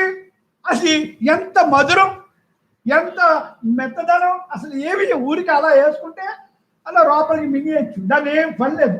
అలాంటి భావంతో అలాంటి ప్రసాదం నువ్వు తయారు చేసి అంత మధురంగా తయారు చేసి నువ్వు పెట్టాలి. అది వెన్నపూస అనేది అక్కడ ఎందుకు పెడతారంటే, నువ్వు ఇంటికాడ కూడా ఇంత వెన్నపూస లాంటి నీ భావాలతోటి, మనసుతోటి, ఇంద్రియాలు చక్కగా ఎంత పాజిటివ్లో పెట్టుకుని చక్కగా నా భర్త హాయిగా ఉండాలి, నా పిల్లలు బాగుండాలి, నేను ఈ పెట్టిన ప్రసాదం ఎవరికి పెట్టినా వాళ్ళు హాయిగా ఉండాలి అనే భావంతో ఆ ప్రసాదం చేయాలి అని భావన చెప్పడానికి అమ్మ మాట చెప్పారు. అదే ఇవన్నీ కూడా అమ్మ నాకు ఎన్నో ఎన్నో ఎన్నో చెప్పారు. ఎందుకంటే ఇవన్నీ గృహస్థాశ్రమంలో ధర్మాలు, ఇవన్నీ కూడా గృహస్థాశ్రమంలో ధర్మాలు. అమ్మ గృహస్థిగా వచ్చారు కాబట్టి అన్ని ధర్మాలు ఆవిడ అలాగే ఉంటారు, అలాగే చేస్తారు కాబట్టి మనకు చెప్తున్నారు. అర్థమైందా? ఇవన్నీ కూడా మనకి ఇది చేయలేదు కాదు, అనుకుంటే చేసుకుంటాం, తెలుసుకుంటే చేసుకుంటాం. దీని పవర్ ఏంటో తెలుసుకుంటే ఇంకా బాగా దాని మీద ఇష్టపడతామని అమ్మ చెబుతున్నారు. అంతేగాని ఇక్కడ ఇప్పుడు బయట వాళ్ళు అంతా కూడా, నాకు ఒకటే చెప్తాను, బయట వాళ్ళు అంతా వ్యాపారమే కదా. ఏం పెడితే లాభం వస్తుంది, ఏం పెడితే లాభం వస్తుందని, నాకు ఇందులో ఎంత వస్తుంది ఎంత వస్తుందని వాళ్ళు ఆ భావాలతో వంటలు చేస్తారు. మనకు కూడా అంతే. మరి దీన్ని తింటే నాకు ఏమవుతుంది జబ్బు వస్తుంది అంతే. ఏమవుతుంది? వాళ్ళకి డబ్బు వస్తుంది, నీకు జబ్బు వస్తుంది, అంతేనా కాదా? మరి వాళ్ళ బాగా నాకు ఏమవుతుంది అంటే, నాకు డబ్బు రావాలని ఆడనుకుంటాడు. ఇది తినేసాక ఆ డబ్బు ఇస్తావు కాబట్టి నీకు జబ్బు వస్తుంది అంతే. ఆ సంశయం లేదు, ఎవరు ఏమనుకున్నా ఇది వాస్తవం. ఇవాళ పరిస్థితి అంతే. ఇవాళ ఆ భోజనాల్లో ఉన్న రుచిలు అవన్నీ ఏంటి? అంతా బిజినెస్సే కదా, అంతా వ్యాపారమే కదా, అంతా లాభం లాభం లాభం. వాళ్ళకి ఏ లాభం? వాళ్ళకి డబ్బు లాభం అంటున్నారు. మీకు తినేసిన తర్వాత జబ్బు లాభం, మీకు ఆ గిఫ్ట్, వాళ్ళకి ఆ గిఫ్ట్. ఇంక ఇందులో అమ్మ ఇంత ఒరిజినాలిటీగా చెప్పారు. అంచేత నువ్వేం తిన్నావేం పెట్టావని కాదు, ఫస్ట్ నుంచి ఆచరణ చెయ్యి. ఫస్ట్ నుంచి ఆచరిస్తే అదే అనుభవం అదే నిజం అవుతుంది. ఇంక దీని గురించి ఎవరిని అడగక్కర్లేదు. అదేనా? మరి అది ఇక్కడ అమ్మ చూడండి, సత్సంగంలో ఉదయం నుంచి మనం ఉదయం లేస్తాం, ఉదయం నుంచి రకరకాల పనులు చేస్తే ఉదయం అంతా లేచి కానీ రకరకాల పనులు చేసి రాత్రి పడుకుంటాం కదరా. వాళ్ళందరూ రాత్రి పడుకుంటాం కదా, అన్నీ మర్చిపోతాం కదా, అన్నీ మర్చిపోతాం. మరి పడుకున్నారని మనకి ఏమైనా జ్ఞాపకం ఉంటుందా? అన్నీ మర్చిపోతాం. అన్నీ మర్చిపోయి మళ్ళీ ఉదయాన్నే లేవగానే అన్నీ మళ్ళీ గుర్తుకు తెచ్చుకుంటాం. గుర్తుకు వచ్చేస్తాయి. తాను అనుకున్న పనులన్నీ కూడా చేస్తూ ఉంటాడు. ఇప్పుడు ఉదయాన్నే లేచి నిన్నేమనుకున్నాను అని రికార్డు అనుకుంటా అన్నీ కూడా మళ్ళీ ఆ పనులన్నీ చేసుకుంటాడు. మళ్ళీ కొత్తగా చేయవలసిన పనులు కూడా మనసులో పెట్టుకుంటాడు. ఇక్కడ మళ్ళీ ఇవాళ మళ్ళీ ఏమనుకుంటాం, రేపు మళ్ళీ ఏం చేయాలి, ఎల్లుండి ఏం చేయాలి, రేపేం చేయాలి, దీన్ని ఏం చేయాలి, అవన్నీ కూడా పొద్దున్నే లెగ్గానే ఇవాళ ఏం చేయాలి అనుకున్నా అవన్నీ చేసుకుంటాం. తర్వాత మళ్ళీ ఆ పనులు అయ్యాక మళ్ళీ రేపేం చేయాలి, తర్వాత ఏం చేయాలి అని అనుకుంటాం. ఆ పనుల్లో ప్రయత్నం చేసుకుంటాం కదా. మళ్ళీ కొత్తగా చేయాల్సిన పనులు మనసులో పెట్టుకుంటాం, రికార్డ్ చేసుకుంటాం. ఇలా జరుగుతుంది జీవితం. జీవితం అంతా అందరి జీవితం అంతే కదా. అలాగేరా మన జీవితం. సత్సంగులు ప్రతి ఒక్కళ్ళు ఇంతేరా, ఇలాగే జరుగుతుందిరా, ఎందుకంటే ఏమీ లేదురా. పొద్దున్నే లేస్తావు, లేచిన కానికి నువ్వేమనుకున్నావు అన్నీ చేస్తావు. అన్నీ చేసిన తర్వాత మళ్ళీ అవి అయిపోయిన తర్వాత రేపేం చేయాలో అనుకుంటావు. ఇదన్నీ లేవగానే అది జరుగుతుంది. పడుకున్న తర్వాత అన్నీ మర్చిపోతావు. మళ్ళీ మళ్ళీ లేచిన తర్వాత మళ్ళీ ఇదే కంటిన్యూ మొదలవుతుంది కదరా. ఇక్కడ ఏమంటుంది, మళ్ళీ కొత్తగా చేయాల్సి మనం పెట్టుకుంటాం కదా. మరి ఇలా చేస్తూ చేస్తూ ఇలా చేస్తూ ఒకరోజు ప్రాణం పోతుంది తప్పకుండా. ఇలా చేస్తా ఒక రోజు ప్రాణం పోతుంది. ఆ ప్రాణం పోయినప్పుడు ఏం జరుగుతుంది, అంతవరకు నువ్వు ఏమి చేయాలని కోరుకున్నావో, మరి ఏం చేయాలని కోరుకున్నావో నీ కోరికలు నీ సంకల్పాలు అన్నీ మనసులో రికార్డ్ అయి ఉంటాయి. మరి నువ్వు రేపు చేయాలనుకుని అన్నీ ఉన్నాయి కదా, అవన్నీ రికార్డ్ అయిపోయి మనసులో ఉంటాయి. మనసులో ఉండి అదే రికార్డు, అదే నీకు కోరికలు సంకల్పాలు అవన్నీ కూడా మళ్ళీ జన్మలు తీసుకొస్తాయి అనే పని అది. అమ్మ అలా అంత వివరంగా చెప్పారు. మళ్ళీ రేపు పొద్దున్న నువ్వు అంటే నువ్వు ప్రాణం పోవచ్చు. ప్రాణం పోయిన తర్వాత ఈ పడుకున్నావు, మెలకుగానే ఉన్నావు, ప్రాణం పోయింది. మరి నువ్వు అనుకుని అన్నీ మిగిలిపోయినాయి కదా, ఆ మిగిలిపోయిన అన్ని రికార్డుగా మనసులో ఉంటుంది. ఆ మనసులో రికార్డు మళ్ళీ ఏమని చెప్తుంది, నీ కోరికలు నీ సంకల్పాలన్నీ మనసులో రికార్డు అయి ఉంటాయి. ఆ రికార్డుకు అనుగుణంగా ఆ అన్నిటికి అనుగుణంగా మరో జన్మ ఎత్తుతాడు. మళ్ళీ జన్మ ఎత్తుతావు. అవన్నీ నువ్వు చేయటానికి మళ్ళీ జన్మ ఎత్తుతావు. మరో జన్మ ఎత్తినా కూడా ఈ కథ మామూలుగా ఎలాగే జరుగుతుంది. ఎప్పుడు దాకా అది చెప్తున్నారమ్మా. ఎప్పుడు దాకా ఆధ్యాత్మిక ప్రయాణంలో మనసు పాత్ర చాలా ప్రధానమైనది. ఇక్కడ ఈ బ్రహ్మ విద్య అనే విద్యను తెలుసుకోవడానికి మనసు చాలా పాత్ర ప్రధానం. ఆసక్తి, కోరికలు, సంకల్పాలు ఏమీ లేవు అని అనుకున్నప్పుడే మోక్షం వస్తుంది. ఏమి నా కోరిక లేదు, ఆశ ఏమీ లేదు, కోరిక సంకల్పాలు లేవు, వికల్పాలు లేవు అనే భావం నీకు ఆధ్యాత్మికలో ఈ సత్సంగంలో నీకు తెలియబడినప్పుడు కోరేది లేదు, అడిగేది లేదు, చెప్పేది లేదు అని అనుకుంటూ చక్కగా చేయవలసింది చేస్తే రావాల్సింది వస్తుంది అనుకుంటూ చక్కగా ఇక్కడ మనం రేపు అనే దానికి రూపు లేదని తెలుసుకుంటాం. ఇక్కడికి వచ్చాక ఇక్కడ రేపు అనే దానికి రూపు లేదు కాబట్టి రేపుకు రూపును దిద్దుకోవద్దు అని అంటారమ్మ. ఇక్కడ వర్తమానంలో హాయిగా ఆనందంగా ఉండు అంతే. నువ్వు ఈరోజు చేయవలసింది చేస్తే ఏది రావాలో అది వస్తుంది. అంచేత నువ్వు రేపేదో చేద్దామని అనుకోకు. ఈ రోజు వర్తమానంలో జ్ఞాని ఎప్పుడు వర్తమానంలో హాయిగా ఆనందంగా ఉంటాడు. జ్ఞాని అజ్ఞాని ఎలా ఉంటాడు? అజ్ఞాని జ్ఞాని మనకి తెలుసు కదా. అజ్ఞాని ఎలా ఉంటాడు? అయిపోయిన దాని గురించి తవ్వుకుంటా ఉంటాడు, జరగబోయే దాన్ని ఊహించుకుంటా ఉంటాడు. ఈ రెండిట్ల మయాన్ని వర్తమానంలో అతలాకుతలంగా ఉంటాడు. సత్సంగులు మనకి అది అవసరం లేదు. అయిపోయిన దాని గురించి అవసరం లేదు, జరగబోయే దాని గురించి వర్తమానంలో హాయిగా ఉంటూ అనేది మనకు తెలుసుకున్నాం. అలా వర్తమానంలో హాయిగా ఉన్నాం, మనకి ఇంకా సంశయం లేదు. అలా వర్తమానంలో ఉంటూ ఏ కోరిక లేకుండా ఏది జరగాలో జరుగుతుంది బ్రహ్మంగా ఉంటూ మనసు లేని స్థితిలో అంటే మనసుని ఎప్పుడూ కూడా జ్ఞాని మనసు తన వశం చేసుకుంటాడు. అజ్ఞాని మనసు వశంలో ఉంటాడు. మనం ఈ ఆధ్యాత్మిక విద్య తెలియనప్పుడు మనం మనసు వశంలో అదే నిజం అనుకున్నాం, ఈ నేను అనుకుని ప్రయాణం చేస్తాం. ఇక్కడికి వచ్చిన తర్వాత తెలిసింది అక్కడ జ్ఞాని అజ్ఞాని రెండే ఉంటాయి. ఇక్కడ ఎవరు లేరు, ఉండరు, ఇద్దరే ఉంటారు. ఇక్కడ జ్ఞాని ఆధ్యాత్మిక విద్య తెలుసుకుని ఆచరించి అనుభవించి జ్ఞాని అవుతాడు. అంటే అజ్ఞాని అంటే దేహభావంలో ఉండి ఈ దేహం నేను అనుకునేవాడు అజ్ఞాని. జ్ఞాని ఇక్కడ ఈ దేహం ఒక పాత్ర. నేను ఎవరిని? బ్రహ్మాన్ని. అంటే బ్రహ్మాన్న భగవంతుడు అనేవాటి నేను అదే ఉన్నాను. ఈ పాత్ర పంచభూతాలతో తయారైంది తెలుసుకుంటాడు. ఈ పాత్రని పాత్రగా వాడుకుని బ్రహ్మాధారంతో ఈ పాత్రని వాడుకుంటూ బ్రహ్మం అంటే బ్రహ్మానికి కోరికలు ఉండవు. బ్రహ్మ అంటే ఏంటి? నాలో ఉంది, అందరిలో ఉంది, అంతటా ఉంది. అలాంటి విశ్వంతా ఆయనే, బ్రహ్మమే. ఎక్కడో లేడురా బ్రహ్మం, నువ్వు ఎక్కడుంటే అక్కడే ఉన్నాడు బ్రహ్మం అని చెప్తారమ్మ. ఇక్కడ చూడండి, మరి ఇవన్నీ కూడా మనం అవన్నీ తెలుసుకున్న తర్వాత చక్కగా కోరిక లేకుండా హాయిగా ఆనందంగా మనం ఉంటాం. అంతే కదా. అలా ఉండే శక్తి యుక్తి కూడా మనకి తెలియబడుతుంది సత్సంగంలో. మరి చూడండి, బ్రహ్మం మరి ఎక్కడో లేడు అని అమ్మ మన అందరికీ కూడా తెలియజేసిలా రాయించారు. ఎవరు రాశారు? ఎక్కడో లేడురా బ్రహ్మం, నువ్వు ఎక్కడుంటే అక్కడే ఉన్నాడు బ్రహ్మం. బ్రహ్మం అంటే ఈ పవర్ నీలో ఉంది, అందరిలో ఉంది, అంతటా ఉంది. ఎక్కడో లేడు, నువ్వు ఎక్కడుంటే అక్కడే ఉన్నాడు. ఎక్కడో కాదు, నీలోనే ఉన్నాడు అని. ఇక్కడ చూడండి, అందరిలో ఉన్నాడు, అంతటా ఉన్నాడు. అందరిలో ఉన్నాడు, అంతటా ఉన్నాడు. మనిషిలో ఉన్నాడు, మానులో ఉన్నాడు.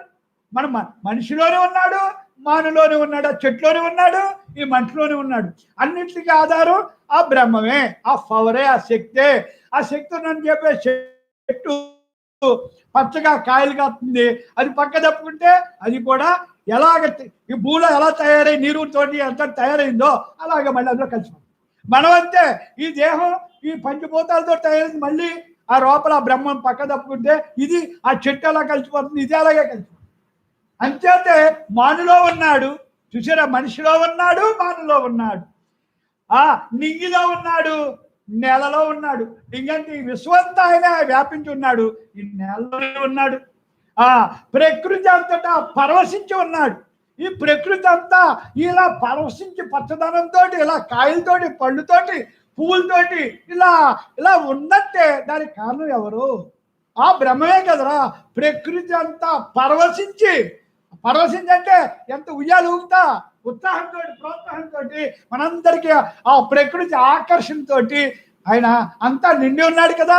ఆయనే కదా మూలం. ప్రకృతి అంతా వ్యాపించి పరవశించి ఉన్నాడు. ప్రకృతి అంతా ఆయన పరవశించి ఉన్నాడు. అందులో మొక్కలు, మానలో, చెట్లు, పుట్లు అన్నిట్లోనే ఆయన ఉన్నాడు అని చెప్పడానికి. ఎక్కడో లేడురా బ్రహ్మం, నువ్వు ఎక్కడుంటే అక్కడే ఉన్నాడు బ్రహ్మం. చూసారా, ఇక్కడ చూడండి, మాయలో ఉన్నాడురా మానవుడు అమ్మంటున్నాడు. అరే మాయలో ఉన్నాడురా ఈ మానవుడు, ఆ మాయ దాటాడా వాడే మానవుడు. మాయ అంటే ఏంటి?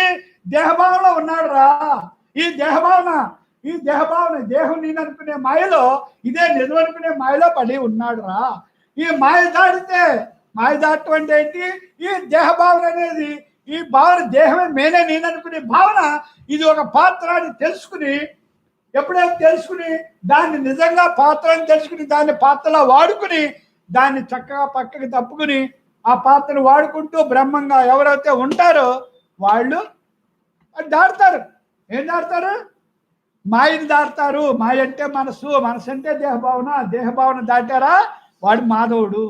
దేహభావన వేడరా, బ్రహ్మభావనలో ఉండరా. దేహం నేననుకుంటే ప్రపంచంలో కొట్టుకుపోతాం, బ్రహ్మ నేననుకుంటే అంతరంగంలోకి వెళ్ళిపోతాం. ఇంకా రెండు మూడో మాట లేదు. కనులుండే మనసుకే కనబడతానంటాడు. కనులుండే మనసుకే కనబడతానంటాడు. ఇది చాలా జాగ్రత్త అండి. కనులుండే మనసుకే ఏంటది? మనసును చూసే కళ్ళు నీకున్నాయా? నేను కనబడతాను. అది అక్కడ భావం. మనసును చూసావా? కనులుండే మనసును చూసే కళ్ళు నీకున్నాయా? నేను కనపడతాను. మరి అది ఎక్కడ? సూక్ష్మనేత్రం, ధ్యానం. అర్థమైందమ్మా?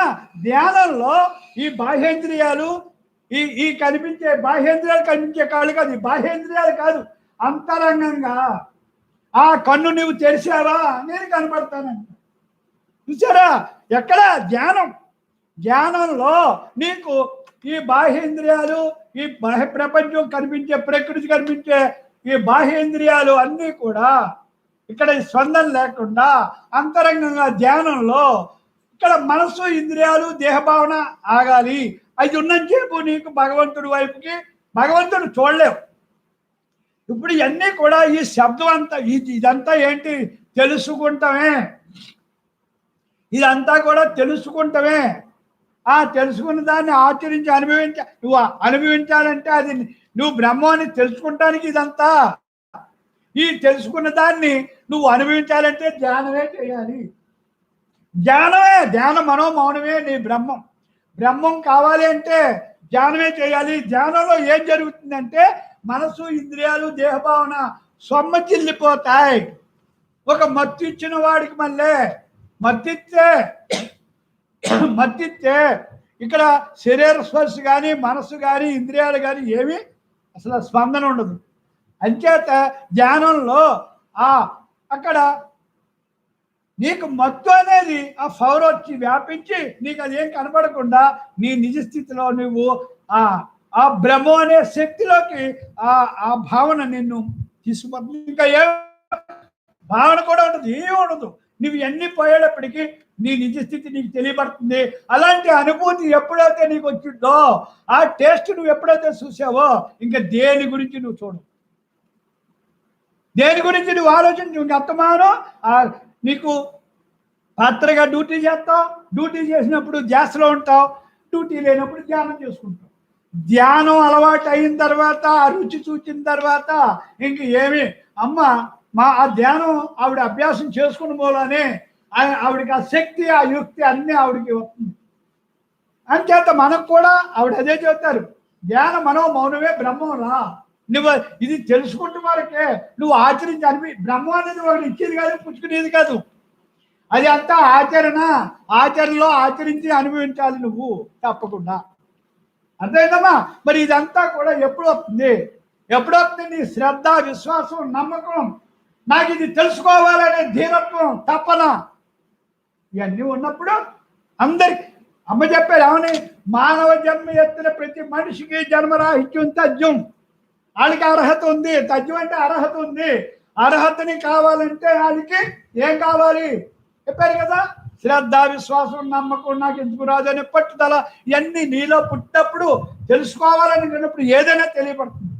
సాధనతో ఏదైనా సాధ్యమే. అమ్మ అదే చెప్పి, సాధనతో ఏదైనా సాధ్యమేరా, ఎవరికైనా సాధ్యమే. అంతే. అది ఏది లోపల పెట్టుకుని తప్పించి ఏది ఆ ప్రయత్నం చేస్తాడో అది అవుతాడు. డాక్టర్ అవ్వాలనుకుంటే డాక్టరే చదువుతాడు, ఇంజనీర్ అవ్వాలనుకుంటే ఇంజనీరే చదువుతాడు. ఆ పుస్తకాలు దాని మీద ఇష్టం. ఈ సత్సంగానికి రావాలనుకున్నాడు ఇక్కడికే వస్తాం. అంటే ఇవన్నీ కూడా నీ భావనలో అది అలా ఉన్నప్పుడు అది వస్తుంది. అదే అమ్మ చెప్పింది, అవునా కాదా? అంచేత ఇవన్నీ కూడా అమ్మ చెప్పారు. అమ్మ చెప్పింది ప్రతిదీ అంతే. మాయలో ఉన్నాడు మానవుడు, మాయ దాడితే వాడే మాధవుడు. కనులుండే మనసుకే కనిపిస్తానంటాడు, గమనించే హృదయానికి నేనున్నానంటాడు. గమన అంటే లోపల నీ హృదయంలో నీకు గమనించే శక్తి వచ్చిందా? నేనున్నా తెలుస్తుంది. అదే ధ్యానంలో, హృదయంలో నీకు ఆ లోపల ఏం జరుగుతుంది, పవర్ అంటే నీకు తెలియబడుతుందమ్మా. అదే చెప్తున్నారు, మరే సత్సంగులు జ్ఞాన దృష్టితో చూడరా, జ్ఞానిగా మిగిలిపో. ఆ భావన దృష్టి అలా పెట్టి ఆ బ్రహ్మంగా మిగిలిపో, బ్రహ్మ జ్ఞానిగా మిగిలిపో. అలా ఉండిపో. ఆ జ్ఞానం తెలుసుకో, ఆ జ్ఞానిగా అలా ఉండిపో. ఇంకా రెండోది నీకు వద్దు. ఎక్కడో లేడురా బ్రహ్మం, నువ్వు ఎక్కడుంటే అక్కడే ఉన్నాడు బ్రహ్మం. చూసారా, ఉపనిషత్తు చెప్పింది ఉపాయం. ఉపనిషత్తులన్నీ ఏం చెప్పింది? ఉపాయం ఏం చెప్పింది? ఎంత తేలిగ్గా చెప్పింది. ఊహకందని ఉత్తమ జ్ఞానం నీ ఊహకే అందదు. ఎందుకు అందదు? అది నిజమా అనుకుంటావు. మరి చూడండి, అలాంటి ఊహకందని ఉత్తమ జ్ఞానం. అహం బ్రహ్మస్మి అని ఉపనిషత్తు ఏమని చెప్పింది? అహం బ్రహ్మస్మి, నువ్వు అదే ఉన్నావు. ఏదై ఉన్నా బ్రహ్మవై ఉన్నావు. అంటే భగవంతుడన్నా బ్రహ్మ అన్నా శక్తి అన్న ఏదన్నా ఒకటమ్మా. ఏదంటే అది అమ్మ అంటారు, బ్రహ్మ అంటారు, కాబట్టి మనం అందరూ బ్రహ్మ అంటాం. ఇక్కడ అహం బ్రహ్మస్మి అని, అదే నీవై ఉన్నావని. చూసారా, అది నువ్వేనా? ఏంటనుకుంటా, ఎవరు అనుకుంటా నువ్వే. అది నువ్వే ఉన్నావని చెప్పారు. ఊహకు అందని మనకు. మరి అలా అమ్మ చెప్పాడు, నువ్వు బ్రహ్మ అనేటప్పుడు నాకే ఊహకు అందలేదు నిజంగా. మరి నిజం అది వాళ్ళు చెప్తేనే మనకు అర్థమవుతుంది, వాళ్ళు చెప్తేనే మనం నమ్ముతాం. అనుభవజ్ఞానం కదమ్మా, వాళ్ళు అనుభవించినారు. అది అధ్యాత. మనం చూడండి, సత్సంగులు జన్మకు జ్ఞానం పెంచుకొని వచ్చావు. ఇలా పుట్టావంటే జన్మకి నువ్వు ప్రతి జన్మలో కింద జన్మలో ఏం చేసావు? జ్ఞానం తెలుసుకుని ఒక్కో క్లాసు చదివితే కదా పైకి వస్తాం కదా. అలాగే ఇప్పుడు ఇక్కడికి వచ్చావంటే జన్మకు జ్ఞానం పెంచుకొని పుట్టావు. మరి మళ్ళీ జన్మ లేకుండా బ్రహ్మజ్ఞానంలో మునిగిపోరా సత్సంగులు. ఇంక నువ్వు మళ్ళీ జ్ఞానం కావాలని అనుకోకుండా ఇందులో మునిగిపో. తెలుసుకున్నావు కదా. మరి జన్మ లేకుండా మళ్ళీ పుట్టను అనే గోల్ కదా మన సత్సంగులందరికీ. ఆ గోల్లో, ఆ ప్రయత్నంలో అలా ఉండిపో. మరి జన్మ లేకుండా చేసుకో. ఎక్కడో లేడురా బ్రహ్మం, నువ్వు ఎక్కడుంటే అక్కడే ఉన్నాడు బ్రహ్మం. అది ఇక్కడ ఎక్కడో ఉన్నాడని అనుకోకు. నువ్వు ఎక్కడుంటే అక్కడే ఉన్నాడు, నీలో ఉన్నాడు, అందరిలో ఉన్నాడు, అంతటా ఉన్నాడు. ఈ భావం బాగా నువ్వు ఇక్కడ స్థిరపడిపోవాలి. నేను బ్రహ్మాన్ని అనే భావన నీకు స్థిరపడినప్పుడే ఈ జ్ఞానం మీద నీకు ఇష్టం అవుతుంది. ఇక్కడ ఇష్టమైనప్పుడే కష్టం ఉండదు. అసలు బాగా తెలుసుకుని ఆచరించి అనుభవించి అర్థమవుతుందమ్మా. మన అందరూ కూడా అదృష్టవంతులమే. నేనంటే బ్రహ్మమని అక్కడ ఏమండి, నేనెవరో తెలిసింది. నేనెవరో తెలిసింది అమ్మ దగ్గర రాగానే మనకు అందరికీ కూడా నేనెవరో తెలిసింది, నిజమేదో తెలిసింది. నేనెవరో తెలిసింది, నేను బ్రహ్మాన్ని అని తెలిసింది. నిజం కూడా బ్రహ్మమే, ఉన్నది బ్రహ్మమే, అందరూ బ్రహ్మమే. ఈ నామరూప గుణాలన్నీ పాత్రలతో చేయవలసిన పనులు, నేను చేసుకున్న కర్మను బట్టి జన్మకు వచ్చాం అని ఇవన్నీ అర్థమైంది. నువ్వే నేనని అంటే బ్రహ్మవే నేనని, నేనే నువ్వని అంటే నేనే నువ్వంటే బ్రహ్మ, నేను బ్రహ్మ, నేను నువ్వు, నేను ఒకటే. అంతలో ఉన్నది నేను ఒకటే, అంతలో ఉన్నది అందరిలో ఉన్నది నాలో ఉన్నది ఒకటే. అమ్మ అంతా నేనే అనేదానికి అదే కారణం. ఇవన్నీ కూడా నువ్వు బ్రహ్మంగా ప్యూరిటీగా అన్ని నీకు అర్థమైనప్పుడు ఇంక నీకు రెండో భావం ఉండదు, రెండో మాట ఉండదు, ఏముండదు. అలా ఉండిపోతావు అంతే. ఇక్కడ అది చెప్పింది. ఇక్కడ జగమంతా వ్యాపించి ఉన్నది నీవేనని, ఈ విశ్వంతా నువ్వే వ్యాపించి ఉన్నావని, నీకంటే వేరుగా ఏది లేనే లేదని, ఏమీ లేదు. నాకు అర్థమైంది, ఏమీ లేదు. అణువణువు ఆయనే ఉన్నాడు, అణువణువు అంతా ఆయన, ఈ విశ్వం అంతా వ్యాపించి ఉన్నది ఆయనే అని మనకు బాగా అర్థమైంది. ఎందుకంటే ఇక్కడ ఈ పంచభూతాలు చూడండి ఎలా సృష్టించాడో. ఈ గాలి, నీరు, నిప్పు చూడండి, ఆకాశం, భూమి, ఇవన్నీ కూడా చూడండి. వాటికి భగవంతుడు ఏర్పాటు చేసిన దానికి అసలు దానికి ఇంకా పెరగటం లేదు. చూడండి, గాలి ఎంతమంది పీల్చుకున్న స్వేచ్ఛ, దానికి ఏమి అందరికీ సమానం. భగవంతుడు ఏర్పాటు చేసిన పంచభూతాలు ఎలా ఉంటాయో చూసుకోండి. ఇక్కడ గాలి అందరికీ సొంతం, నీళ్లు అందరికీ సమానం. భగవంతుడు ఏర్పాటు చేసిన అందరికీ సమానమే. ఇక్కడ భేదం ఉండదు. నువ్వు పీల్చుకుని గాలి నేను పీల్చుకోకూడదు ఉండదు. ఇక్కడ భేదం కానీ ఇక్కడ ఏర్పాటు భావం కానీ భగవంతుడు సృష్టించిన దాంట్లో పంచభూతాల్లో లేవు. అలాగే నువ్వు ఆ పంచభూతాలతో తయారైన మనిషికి ఇన్ని భేదాలు ఎందుకు అంటారమ్మ. నువ్వు గాలికి భేదం ఉందా, నీళ్ళకి భేదం ఉందా, అగ్నికి భేదం ఉందా, ఆకాశతత్వానికి భేదం ఉందా? అంతా కలుపుకుంటుంది కదా, అందరికీ సమానంగా ఉపయోగపడతాయి కదా. ఇవన్నీ నీకు ఎక్కువ నాకు తక్కువ అనే అగ్ని కూడా ఉండదు కదా. అది కొనుక్కునేది కాదు కదా, దాచుకునేది కాదు కదా. చూడండి, ఎప్పుడు నిరంతరం నీ వెంట అవన్నీ నీ చుట్టూ ఉంటూ నీకు అవి ఉపయోగపడతాయి కదా, ఏమి ప్రతిఫలం కోరకుండా కదా. మరి ఇవన్నీ కూడా ఏంటి అంటే భగవంతుడి యొక్క సృష్టి అంతే.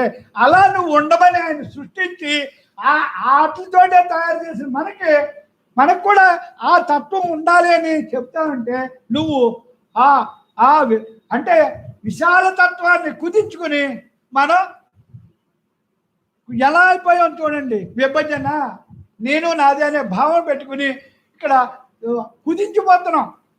విశాల తత్వం, అపరిమిత తత్వం పరిమితం చేసేసుకుంటున్నాం. ఇవన్నీ నాది నేననే సొంతం చేసుకుంటున్నాం. అమ్మ అదే చెప్పారు, వచ్చేటప్పుడు ఏం తేలేదు, వెళ్ళేటప్పుడు ఏం పట్టుకెళ్ళాం. ఈ వచ్చి వెళ్ళి భయాన్ని ఉన్నది కూడా ఆ పరమాత్మ ఇచ్చిందే.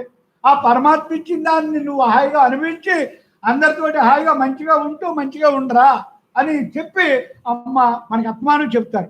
ఇక్కడ చూడండి ఏమంటున్నారు అమ్మ,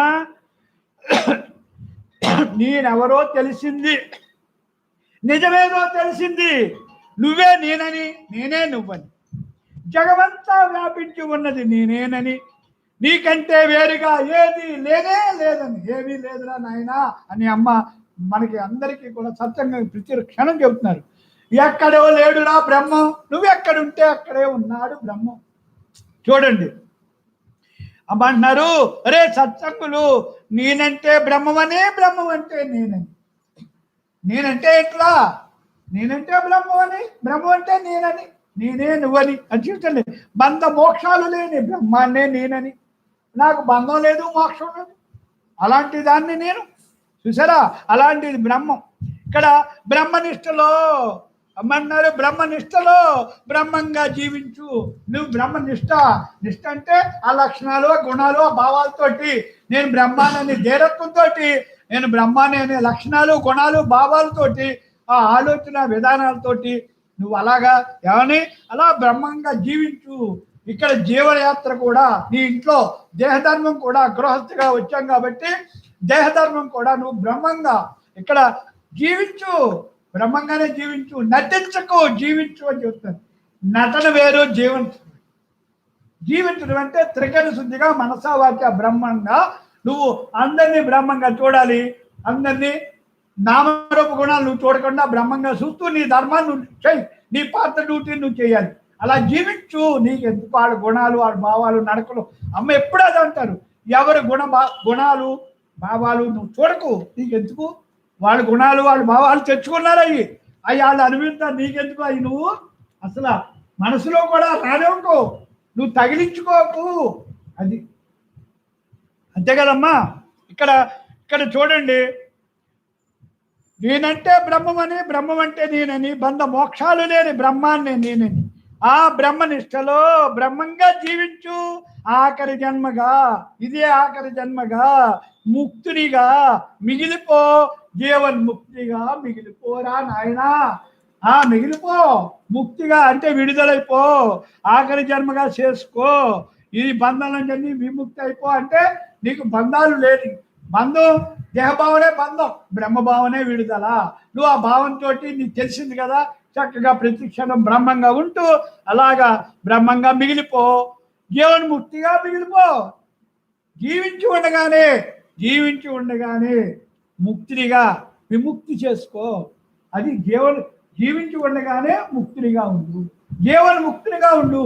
జీవించి ఉండగానే విడుదల చేసుకుని అవి తగిలించుకుని నన్ను వదిలించుకుని హాయిగా ఆనందంగా ఉండు.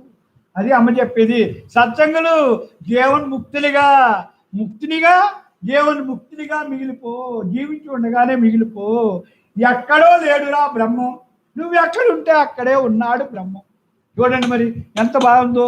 ఇక్కడ చూడండి, బ్రహ్మ భావన జ్ఞాన సాధన సత్సంగంలో, బ్రహ్మ భావన జ్ఞాన సాధన సత్సంగంలో బ్రహ్మమ్మ బోధించిన మార్గంలో మనకి బ్రహ్మమ్మ ఏం బోధించారు, బోధించిన మార్గం ఈ దేహం నువ్వు కాదు, నువ్వు బ్రహ్మం అనే భావన మరి బాగా అయింది కదా.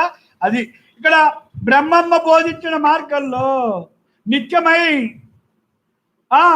నిత్యమైన బ్రహ్మమును నేనని, అక్కడ సకల శాస్త్రాలు సారమే బ్రహ్మమని, అన్ని శాస్త్రాలు సారం బ్రహ్మం అని తెలిసింది కదా.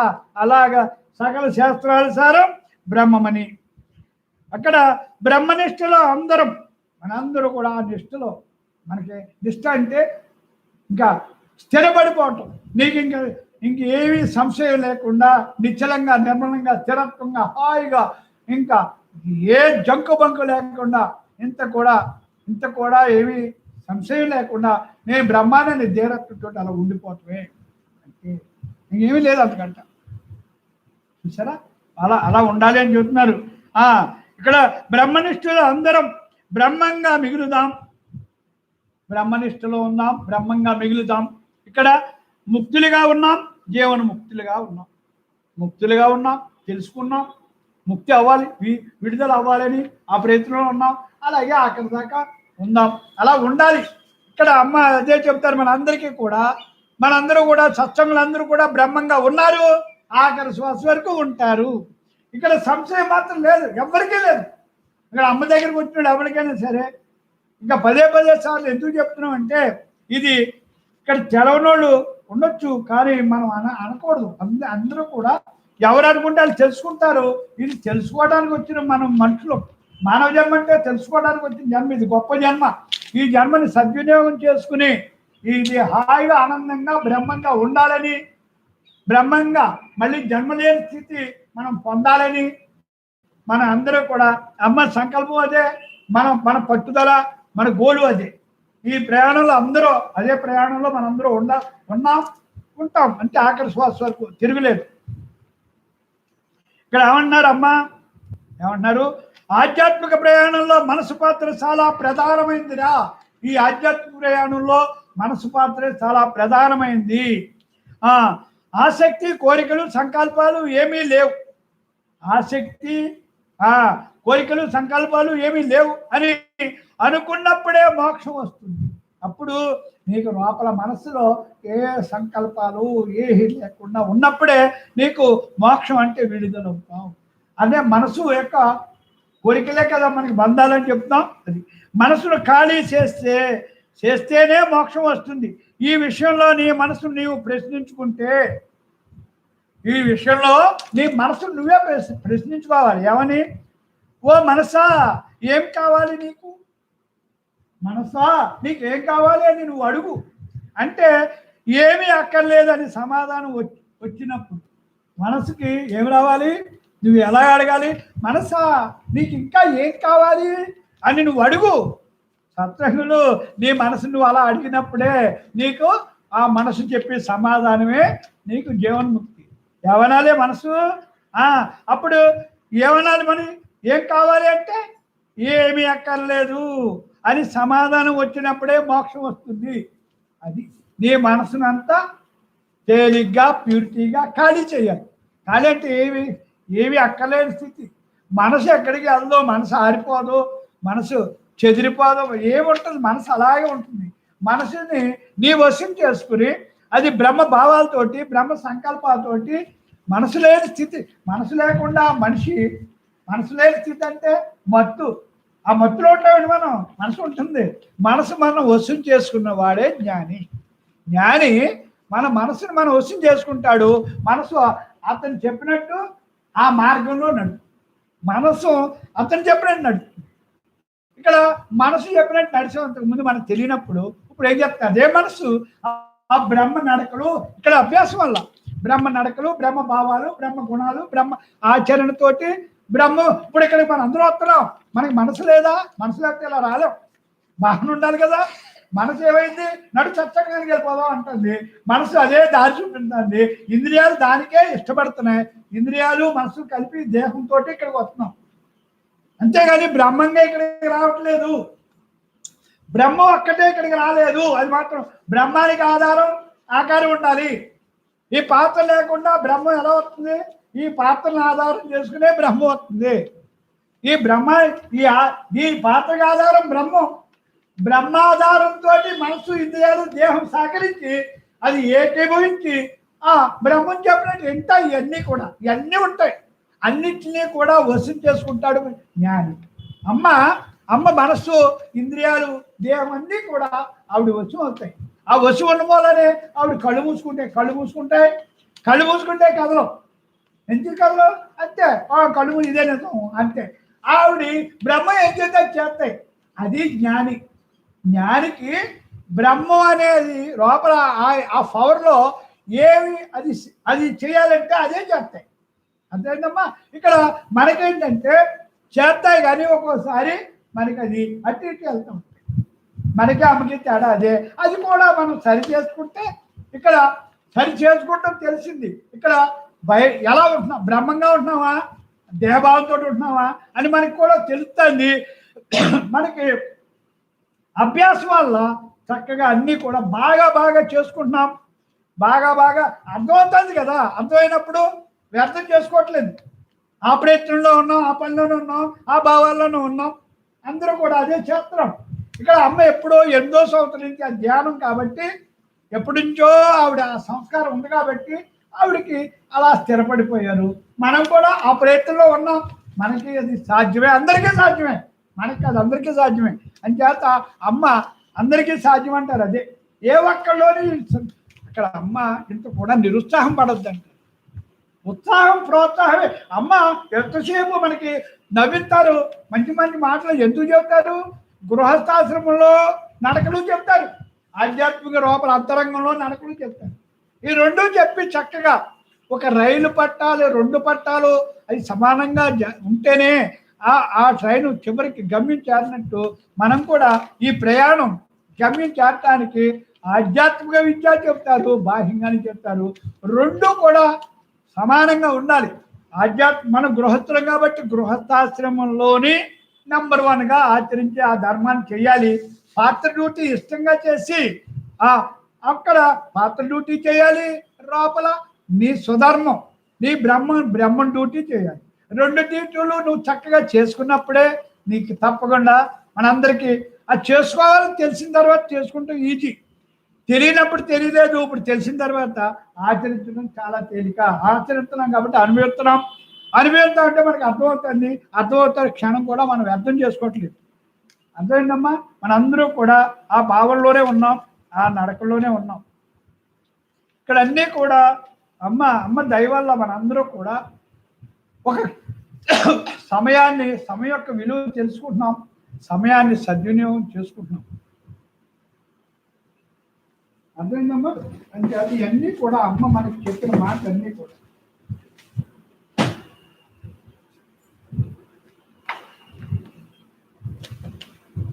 అమ్మ చూడండి, అమ్మ అంటున్నారు, అరే ఆత్మ సాక్షాత్కారం అంటే ఇక్కడ ఏంటి అనుకుంటున్నారా? ఇక్కడ బ్రహ్మ సాక్షాత్కారం అన్నా ఒకటే. సమస్త జ్ఞానం యొక్క లక్ష్యం ఎవరిలో కల్లా కపటం లేకుండా, ఏది లేకుండా చక్కగా అంటే వక్ర బుద్ధి అంటే ఏ భావన చెడు భావాలు లేకుండా ఎవరు ఉంటారో వారికే అది సాధ్యం. ఆ లక్షణాలు, గుణాలు, భావాలు బాగుండాలి, వాడికి సాధ్యం. ఇంద్రియాలు జయించుట కూడా ఎవరు చూడండి, ఇంద్రియాలను జయించకుండా, నీ ఇంద్రియ నిగ్రహం లేకుండా భగవద్ దర్శనం చేయలేరు, భగవంతుడు దర్శించలేరు. నీలో ఉన్న బ్రహ్మాన్ని నువ్వు దర్శించలేవు అని చెప్తున్నాను. నిజం, అమ్మ చెప్పింది. వైరాగ్యం అంటే జగత్తు నుండి మనసును తొలగించడం. ఈ దృశ్య ప్రపంచం నుంచి, ఈ ఆకర్షణ నుంచి ఇవన్నీ కూడా మనసు దాన్ని ఆకర్షించకుండా వైరాగ్యం అంటే ఇవన్నీ కూడా మార్పు చెందేది, ఈ దేహంతో సహా ఇవన్నీ కూడా మార్పు చెందేది, పంచభూతాలు తయారైనవి, ఈ ప్రకృతి అంతా మార్పు చెందేది. ఈ మార్పు చెందేది నాకు అనవసరం. ఈ మార్పు చెందే దాంతో ఉంటే నేను మారిపోతాను. నా నిజస్థితి బ్రహ్మం, దానికి మార్పు లేదు, చేర్పు లేదు, కావలసింది లేదు, అక్కర్లేదు లేదు, కోరేది లేదు, అడిగేది లేదు, ఇచ్చేది లేదు, అంతా బ్రహ్మం. దానికి ఏమి లేదు. మరి ఏముంది? చేయవలసింది చేస్తే రావాల్సింది వస్తుంది. నీకు ఏది అవసరం అవుతే అది నీకు అందుతుంది. నీకు ఆ తపనతోటి, ఆ భావాలతోటి, ఆ గుణాలతోటి, ఆ నడకలతోటి నువ్వు ఉండటమే, అంతే అని చెప్తున్నారు. వైరాగ్యం అంటే అంతే. వైరాగ్యం అంటే బ్రహ్మం తప్పించి ఏమీ మనకు అవసరం లేదు, అంతే. నేను అదే ఉన్నాను, ఆ లక్షణాలు, ఆ గుణాలు అదే ఉన్నప్పుడు అదే అర్థం. ఇంక మళ్ళీ ఆ లక్షణాలు గుణాలు చెప్పక్కర్లేదు. అంటే ఆ లక్షణాలు గుణాలు చెప్పుకుంటే ఇంకా చిన్న చిన్న ఏమైనా ఉన్నా సరి చేసుకోవడానికి అమ్మ ఇవన్నీ చెప్తారు, అంతే. ఇక్కడ ధ్యానం అంటే అఖండ జ్ఞాన ప్రవాహం. అంటే నువ్వు అఖండంగా ఉండేది అంతటా ఉన్న దాంతో ఏకాగ్రం అయితే, అందులో నువ్వు కలిసిపోతే అదే ధ్యానం అంటారు. అంటే ఇక్కడ ఇంద్రియాలు, మనసు, ఈ దేహభావన బయట ఈ నామరూప గుణాలు చూడకుండా, మరి నామరూప గుణాలకి అతీతమైన బ్రహ్మం, ఆ బ్రహ్మం అంతటా ఉంది. అందులో నువ్వు కూడా లైవ్ అయిపోవటమే ధ్యానం, అందులో నువ్వు కలిసిపోవటమే ధ్యానం. ఈ నామరూప దృశ్యాలన్నీ నువ్వు కనపడకుండా నీకు ఈ బ్రహ్మ అయినప్పుడు అమ్మ ఏమంటారు? అరే మీ నామరూప గుణాలు నేను చూడట్లేదు, నాకు అవసరం లేదు, మీలో బ్రహ్మాన్ని చూస్తున్నాను అంటారు. ఏం చేత? ఆ బ్రహ్మంగా ఉన్నవాడికి బ్రహ్మే కనపడుతుంది, ఇంకా రెండోది కనపడదు. అది భావన రాదు. జ్ఞానికి చూడండి, ఎంతమంది వెళ్ళా అందరూ సుఖీ భవ, అందరూ బాగోవాలి, వీడు దొంగోడు, వీడు మంచోడు, వీడు చెడ్డ మంచి అని ఏమైనా భేదం చూస్తాడు ఆయన చూడడు. అసలు నామం చూడు, వయసు చూడదు, ఏమి చూడు, అందరూ సుఖీ భవ అంటాడు. దగ్గరికి వెళ్ళి దండం పెట్టుకుంటే, నువ్వు హాయిగా మనశ్శాంతి దేహశాంతితో ఉండు ఆయన. అందరికీ అదే కావాలి కాబట్టి ఆయన కోరేది అదే. ఆయన అలా ఉంటాడు కాబట్టి, ఆయన మనశ్శాంతి దేహశాంతితో హాయిగా ఉంటాడు కాబట్టి ఆయన కూడా నువ్వు మనశ్శాంతి దేహశాంతితో హాయిగా ఆనందంగా ఉంటుంది ఆయన. ఇంకా అంతకంటే ఏమంటావు? ఎందుకంటే ఆయన అలా ఉంటాడు కాబట్టి అదే అంటాడు. అది భావన అంతే. యద్భావం తద్భావం. నువ్వు ఎలా ఉన్నావో నీకు అలాగే. నల్ల కళ్ళజోడు పెట్టుకుంటే నల్లగానే కనపడుతుంది, తెల్ల కళ్ళజోడు పెట్టుకుంటే తెల్లగా కనపడుతుంది, అంతే. నీ లోపల ఏ భావం ఉంటే అదే బయట కనపడుతుంది అని చెప్తున్నారు. అరే సమాధి అంటే ఆధ్యాత్మిక స్థితిలో తనకు తాను శూన్యంలో, ఆ శూన్యంలా తనకు తాను లోపల ఏమి శూన్యం అయిపోవటం, ఏ ఖాళీ అయిపోతే దానినే సమాధి అంటారు. ఆ ధ్యానంలో అప్పుడు అమ్మ సమాధి స్థితిలో ఉంటారు. ఆవిడ ఇంకా ఏ ఖాళీ, ఏ ఆలోచన ఉండదు, ఏమీ ఉండదు. హాయిగా ఆ విశ్వం యొక్క ఆ శక్తితోటి ఏంటి ఆ కాంతిలో, ఆ జ్ఞాన అగ్నిలో, ఆ జ్ఞాన జ్యోతిలో మొత్తం విశ్వం అంతా ఒకే వెలుగైపోతుంది. ఆ ధ్యానంలో, ఆ వెలుగులో నీ నీ నీ నువ్వు కూడా అందులో కలిసిపోతావు. ఇంక నీకేమీ ఉండదు, అలా ఉండిపోతావు. అలా ఉండిపోయేటప్పటికి ఎప్పుడైతే ఉన్నావో ఆ అనుభూతి నీకు ఎప్పుడు జరిగిందో, అది ఆ అనుభవం ఎప్పుడు వచ్చిందో, ఇంకా అక్కడి నుంచి నువ్వు దాన్నే చూసుకుంటావు. దాంట్లో అలా ఉన్నప్పుడు నీకు ఆకలి ఉండదు, దాహం ఉండదు, టైం ఉండదు, రాత్రి ఉండదు, పగలు ఉండదు, ఎవరితోటి బంధం ఉండదు, ఇంక ఏమీ ఉండదమ్మా. అలా ఎన్ని గంటలు. అదే మహాత్ములు సంవత్సరాలు తపస్సు అంటారు. తపస్సు అంటే తప్పించడం, అందులో మైమరిచిపోవటం, అందులో లైవ్ అయిపోవటం. అందులో లైవ్ అయిపోయిన తర్వాత ఆ విశ్వ అంతటా ఉన్న బ్రహ్మంలో లైవ్ అయిపోయిన తర్వాత ఆయనే వాళ్ళకి కావాల్సినవన్నీ చూసుకుంటాడు. ఇక్కడ దేహంగా ఉంటే మనకి ఈ వ్యవహారానికి మనం చూసుకోవాలి. కానీ ఇక్కడ ధ్యానంలో నువ్వు ఆ ధ్యాన స్థితిలో నువ్వు విశ్వంతా ఉన్న బ్రహ్మంలో నీలో ఉన్న బ్రహ్మం అంతటా కలిసిపోతుంది. ఇంక ఈ ఆకారం కానీ ఈ భావన కానీ మనసు కానీ ఇంద్రియాలు కానీ ఏమి అసలు మత్తులో అలా పడిపోతాయి, సమ్మసిల్లిపోతాయి. ఇంక వీటి భావమే ఉండదు. కానీ వీటికి ఆ శక్తి యుక్తి అంతా కూడా, ఆ వైబ్రేషన్ అంతా కూడా ఆ విశ్వం నుంచి మొత్తం అంతటా ఉన్న మనకి ఏం కావాలో, ఆ శరీరానికి ఏం కావాలో అన్నీ వస్తాయి. అది ఆటోమేటిక్గా జరుగుతుంది. ఇప్పుడు శిలని ఎక్కితే ఎంత నీరసం ఉన్నవాడైనా శిలని ఎలా ఎక్కితే నీకు ఆ శక్తిని ఎలా ఎత్తుందో, అలాగా అంతరంగంగా శిలని లాంటిది మనకి ఆ వైబ్రేషన్, ఆ పవర్ వస్తుంది. అది ఇవన్నీ కూడా మనకి అనుభవం ఎవరికి వచ్చి వాళ్ళకి రావాలి. వాళ్ళకి వస్తే వాళ్ళు అలా ఇవన్నీ కూడా అందరికీ సాధ్యమే. ఇది అమ్మ చెప్పే మాట, ఇది అందరికీ సాధ్యమే. బ్రహ్మార్పణం